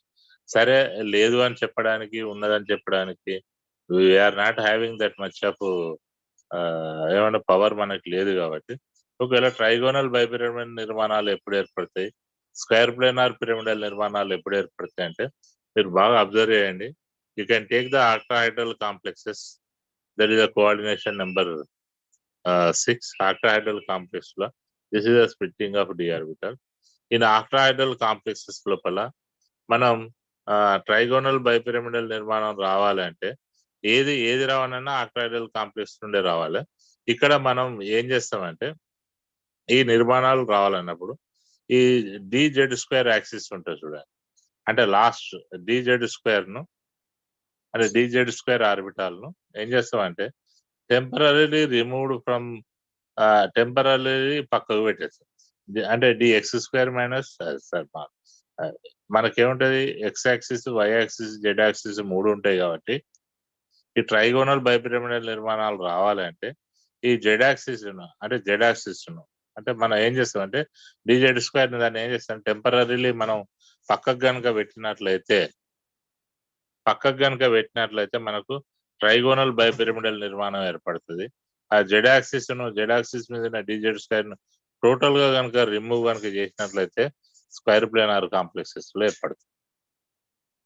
మిమ్మల్ని అడగవచ్చు when we're getting trigonal bipyramidal structures అంటే when z axis is kept for side for temporarily, when we totally remove the z axis అంటే z axis మీద ఉన్న dz square ని కూడా రిమూవ్ చేస్తాం కాబట్టి అప్పుడు మనకు we are getting the square planar complex. బాగా గుర్తుపెట్టుకోండి, టెంపరీలీ పక్క పెడితే ట్రైగోనల్ బైపిరమిడల్ స్ట్రక్చర్స్, పూర్తిగా కనుక రిమూవ్ కనుక చేసినట్లయితే అది స్క్వేర్ ప్లానార్ నిర్మాణాలు ఏర్పడుతుంది. ఎప్పుడైతే dz స్క్వేర్ ను తీసేస్తానో ఇక్కడ dx square minus y square dz square dxy dyz dz, ఇక్కడ z యాక్సిస్ ను మనం కొంచెం లైట్ గా పక్కకు పెడతాం, దాని మీద ఆర్బిటాల్ పక్కకు పెడతాం కాబట్టి పైకి dx square minus y square ఉంటది, ఇందులో ఉన్న dz స్క్వేర్ కిందికి వస్తుంది, dxy పైకి పోతుంది, dzx తర్వాత yz అనేది కిందికి వస్తుంది. స్క్వేర్ ప్లానార్ లోపల మనం z యాక్సిస్ ను రిమూవ్ చేస్తాం కాబట్టి dx square minus y square చాలా పైకి పోతుంది, ఇక్కడ ఇక్కడ పోతుంది, తర్వాత dz స్క్వేర్ ఇక్కడ దిస్ ఇస్ dz స్క్వేర్ ఇంకా కిందికి వస్తుంది, ఇక్కడ ఉన్న dxy అనేది ఇంకా పైకి పోతుంది, dyz dzx అనేది కిందికి వస్తుంది. దిస్ ఈజ్ అబౌట్ ద ఒకవేళ ట్రైగోనల్ బైపిరమిడల్ లోపల కనుక మనం క్రిస్టల్ ఫీల్డ్ థియరీని కనుక ఎక్స్ప్లెయిన్ చేయాలనుకున్నప్పుడు these are the different energy levels, energy difference between the these orbitals energy levels అన్నప్పుడు that crystal field stabilization of trigonal bipyramidal structures, దాన్ని delta టీబీటీతో చూపిస్తాం. ఒకవేళ స్క్వేర్ ప్లానార్ కాంప్లెక్సెస్ లోపల చెప్పినప్పుడు డెల్టా ఎస్క్యూ అని చెప్తాను. The energy difference between the these energy levels of D orbitals దాన్ని ఏమంటాం స్క్వేర్ డిఎస్క్యూ అనేది crystal field stabilization of square planar complexes. Okay, this is about the z axis ను temporary remove చేస్తే trigonal bipyramidal ఏర్పడుతుంది, permanent గా remove చేస్తే square planar. Remove చేయడానికి మనమే వాళ్ళం కానీ అది ఎక్స్ప్లెయిన్ చేయడానికి ఇది ఒకటే దానికి మార్గం. Okay, I will give some of the examples. ఒకేలా జనరల్ గా మ్యాంగనీస్ +3 కోబాల్ట్ +3 ఉన్నప్పుడు D4 ఎలక్ట్రాన్ కాన్ఫిగరేషన్ ఉంటుంది. D4 ఎలక్ట్రాన్ కాన్ఫిగరేషన్ ఉన్నప్పుడు వీక్ ఫీల్డ్ లైగాన్ లో ఎట్లా ఉంటది, స్ట్రాంగ్ ఫీల్డ్ లైగాన్ లో ఎట్లా ఉంటది, టెట్రాహైడ్రల్ లో ఎట్లా ఉంటది అని మనం ఈజీగా ఒక టేబుల్ గుర్తుపెట్టుకుంటే సరిపోతుంది. నౌ D4 కాన్ఫిగరేషన్ ఉన్నప్పుడు D4 కాన్ఫిగరేషన్ ఎప్పుడు ఏర్పడుతుంది అంటే మ్యాంగనీస్ +3 ఎలక్ట్రాన్ కాన్ఫిగరేషన్ ఉన్నప్పుడు, క్రోమియం +2 ఎలక్ట్రాన్ కాన్ఫిగరేషన్ ఉన్నప్పుడు ఇది ఏర్పడుతుంది. ఒకవేళ ఆ టైంలో వీక్ ఫీల్డ్ లైగాన్ కనుక ఉన్నట్లయితే sp3d2 హైబ్రిడైజేషన్ జరుగుతుంది. స్ట్రాంగ్ ఫీల్డ్ లైగాన్ కనుక ఉన్నట్లయితే d2sp3 హైబ్రిడైజేషన్ జరుగుతుంది. అప్పుడు నెంబర్ ఆఫ్ అన్పేడ్ ఎలక్ట్రాన్స్ ఇక్కడ 4 అవుతాయి, ఇక నెంబర్ ఆఫ్ అన్పేడ్ ఎలక్ట్రాన్స్ 2 అవుతాయి. ఇది వీక్ ఫీల్డ్ లైగాన్ ఉన్నప్పుడు sp3d2 హైబ్రిడేషన్ అంటున్నాం కాబట్టి అవుటర్ ఆక్టాహైడ్రల్ కాంప్లెక్స్ ఉంటుంది, ఇది ఇన్నర్ ఆక్టాహైడ్రల్ కాంప్లెక్స్ ఉంటుంది. Based on the number of unpaired electrons ఇక్కడ 4 ఉన్నాయి కాబట్టి 4.9 అవుతుంది, ఇక్కడ 2 ఉన్నాయి కాబట్టి 4.2 అవుతుంది, 2.9 అవుతుంది. 2 కూడా పారామాగ్నెటిక్ ప్రాపర్టీస్. ఇది స్పెషల్ కేసు. జనరల్ గా స్ట్రాంగ్ ఫీల్డ్ లైగాండ్ ఉన్నప్పుడు జనరల్ గా పేరింగ్ జరిగినప్పుడు మనం ఏం చెప్తాం, స్పిన్ మారుతుంది అది ఇది అని చెప్తాము. ఇగో దిస్ ఇస్ ఈ విధంగా కాన్ఫిగరేషన్ ఉంటుంది. ఇది ఎంట్రన్స్ క్వశ్చన్. మ్యాంగనీస్ +3 కాపర్ +2 ఉన్నప్పుడు స్ట్రాంగ్ ఫీల్డ్ లైగాండ్ అయినా వీక్ ఫీల్డ్ లైగాండ్ అయినా పారామాగ్నెటిక్ ధర్మాన్ని కలిగి ఉంటది, కానీ ఇదేమో వీక్ ఫీల్డ్ లైగాండ్ ఉన్నప్పుడు హై స్పిన్ ఉంటుంది, స్ట్రాంగ్ ఫీల్డ్ లైగాండ్ ఉన్నప్పుడు లో స్పిన్ ఉంటుంది. వీక్ ఫీల్డ్ లైగాండ్ ఉన్నప్పుడు sp3d2 ఉంటుంది, స్ట్రాంగ్ ఫీల్డ్ లైగాండ్ ఉన్నప్పుడు d2sp3 ఉంటుంది. This is about the manganese. Similarly manganese +2 ferric Fe+3 configuration ఉన్నప్పుడు D5 కాన్ఫిగరేషన్ ఉంటుంది. వీక్ ఫీల్డ్ లైగాండ్ ఉన్నప్పుడు 5 అన్పేర్డ్ ఎలక్ట్రాన్స్ ఉంటాయి. sp3d2 హైబ్రిడేషన్ ఉంటుంది. అక్టాహైడ్రల్ జామెట్రీ ఉంటుంది. n is equal to 5 కాబట్టి mu is equal to 5.9 ఉంటుంది. పారామాగ్నెటిక్ ప్రాపర్టీ హై స్పిన్ కలిగి ఉంటుంది. ఒకవేళ weak field ion strong field Ayaan ఉన్నప్పుడు ఇక్కడ కూడా D5 పేరింగ్ జరుగుతుంది. ఇక్కడ D2sp3 హైబ్రిడేషన్ జరుగుతుంది. ఇది ఇన్నర్ అక్టాహైడ్రల్ కాంప్లెక్స్. అన్పేర్డ్ ఎలక్ట్రాన్ ఒకటి ఉంటుంది. 1.73 బోర్ మ్యాగ్నెట్ పారామాగ్నెటిక్ ప్రాపర్టీని కలిగి ఉంటుంది. లో స్పిన్ ఉంటుంది. సేమ్ చూడండి, జనరల్ పేరింగ్ అనగానే ఇంతకుముందు మనం మ్యాగ్నెటిక్ ప్రాపర్టీ అది ఇది అని చెప్పేసినాం. కానీ స్ట్రిక్ట్లీ స్పీకింగ్ ఇక్కడ పేరింగ్ జరిగింది. రెండు కూడా పారామాగ్నెటిక్. ఇటువంటి మనకు ఎంట్రన్స్ లో అడగడానికి scope. If you take the ferrous Fe+2 cobalt +3 తీసుకుంటే అది D6 కాన్ఫిగరేషన్ ఉంటుంది. వీక్ ఫీల్డ్ ఐగాన్ కనుక ఉన్నట్లయితే sp3d2 హైబ్రిడేషన్ ఉంటుంది. అవుటర్ అక్టాహైడ్రల్ ఉంటుంది. 4 అన్పేర్డ్ ఎలక్ట్రాన్స్ ఉంటాయి. 4.9 బోర్ మ్యాగ్నెటాన్స్ ఉంటుంది. పారామాగ్నెటిక్ ధర్మాన్ని కలిగి ఉంటుంది. హై స్పిన్ కలిగి ఉంటుంది. సిమిలర్లీ స్ట్రాంగ్ ఫీల్డ్ ఐగాన్ గా ఉన్నట్లయితే D2sp3 హైబ్రిడేషన్ ఉంటుంది. Inner octahedral n is equal to 0 కాబట్టి బోర్ మ్యాగ్నెట్ వాల్యూ 0. ఇది డయామాగ్నెటిక్ ప్రాపర్టీస్ కలిగి ఉంటుంది. ఓకే, దిస్ ఇస్ కొంచెం స్పెసిఫిక్ గా ఇది కొంచెం చదవండి. కోఆర్డినేషన్ నెంబర్ 6 ఉన్నప్పుడు కోఆర్డినేషన్ నెంబర్ 6 కలిగి ఉన్న వెనీడియం +3 కానీ వెనీడియం +2 కానీ టైటానియం +3 కానీ స్కాండియం +3 కానీ కోఆర్డినేషన్ నెంబర్ 6 ఉండాలి. ఆక్సిడేషన్ స్టేట్స్ వెనీడియం +2 +3 ఉన్న టైటానియం +3 ఉన్న స్కాండియం +3 ఉన్న with any ligand, A ligand అయినా కానీ అది D2sp3 హైబ్రిడేషన్ ఉంటుంది. ఒకవేళ జింక్ +2 కానీ కాపర్ +2 కానీ నికెల్ +2 ఉన్నప్పుడు ఏ లైగాండ్ ఉన్నా కూడా అది it may be any ligand. అంటే జింక్ +2 కాపర్ +2 నికెల్ +2 ఉండి weak field ligand strong field ligand సంబంధం లేదు. అది ఏదైనా sp3d2 హైబ్రిడేషన్ కలిగి ఉంటుంది. So that this is the గుర్తుపెట్టుకోండి. Vanadium +3 vanadium +2 titanium +3 scandium +3 with any ligand hybridization is sp3d2. Zinc copper nickel +2 ఉన్నప్పుడు ఎనీ లైగాండ్ అది sp3d2 D2sp3 ఇదేమో sp3d2 కలిగి ఉంటుంది. Now we will go for energy crystal field stabilisation. Energy పరంగా చెప్పినప్పుడు crystal field stabilisation energy of square planar highest, తర్వాత octahedral కు, తర్వాత టెట్రాహైడ్రల్ కు ఉంటుంది అని చెప్పి. This is about crystal field stabilisation energy. ఇది ఒక టేబుల్ చెప్పిన. This is you can see this table. ఈ టేబుల్లో ఈజీగా ఇప్పుడు మీకు ఒక రిమార్క్స్ దగ్గర ఏం రాయాలంటే మీరు you have to right down the CFSE value of that compound. ఈ కలర్ ప్రాపర్టీ పెద్ద అవసరం లేదు. CFSE ఎంత వాల్యూ ఉంటుందనేది మీరు రాయాలి. అంటే మీరు రాసేది కూడా ఏం లేదు. నేను ఆల్రెడీ చెప్పిన D6 కాన్ఫిగరేషన్ ఉంది. D6 ఉంటే ఎంత, D5 ఉంటే ఎంత, D8 ఉంటే ఎంత, ఆ స్ట్రాంగ్ ఫీల్డ్ అయితే ఎంత, వీక్ ఫీల్డ్ అయితే ఎంత, టెట్రాహైడ్రల్ అయితే ఎంత అన్నది జస్ట్ ఒక చిన్న టేబుల్. మీరు ఆ లెక్కల క్యాలిక్యులేట్ చేసి just this is the heart of calculation of crystal field stabilisation energy. Octahedral, tetrahedral, strong field, weak field అన్నిటికీ ఇది పనికొస్తుంది.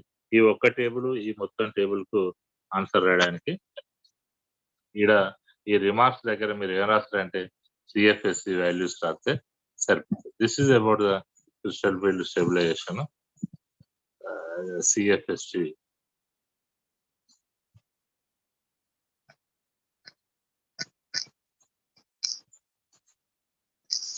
ఒక్కసారి కూడా నేను డౌట్ ఉంటే అడగండి. Rest we will see the tomorrow class.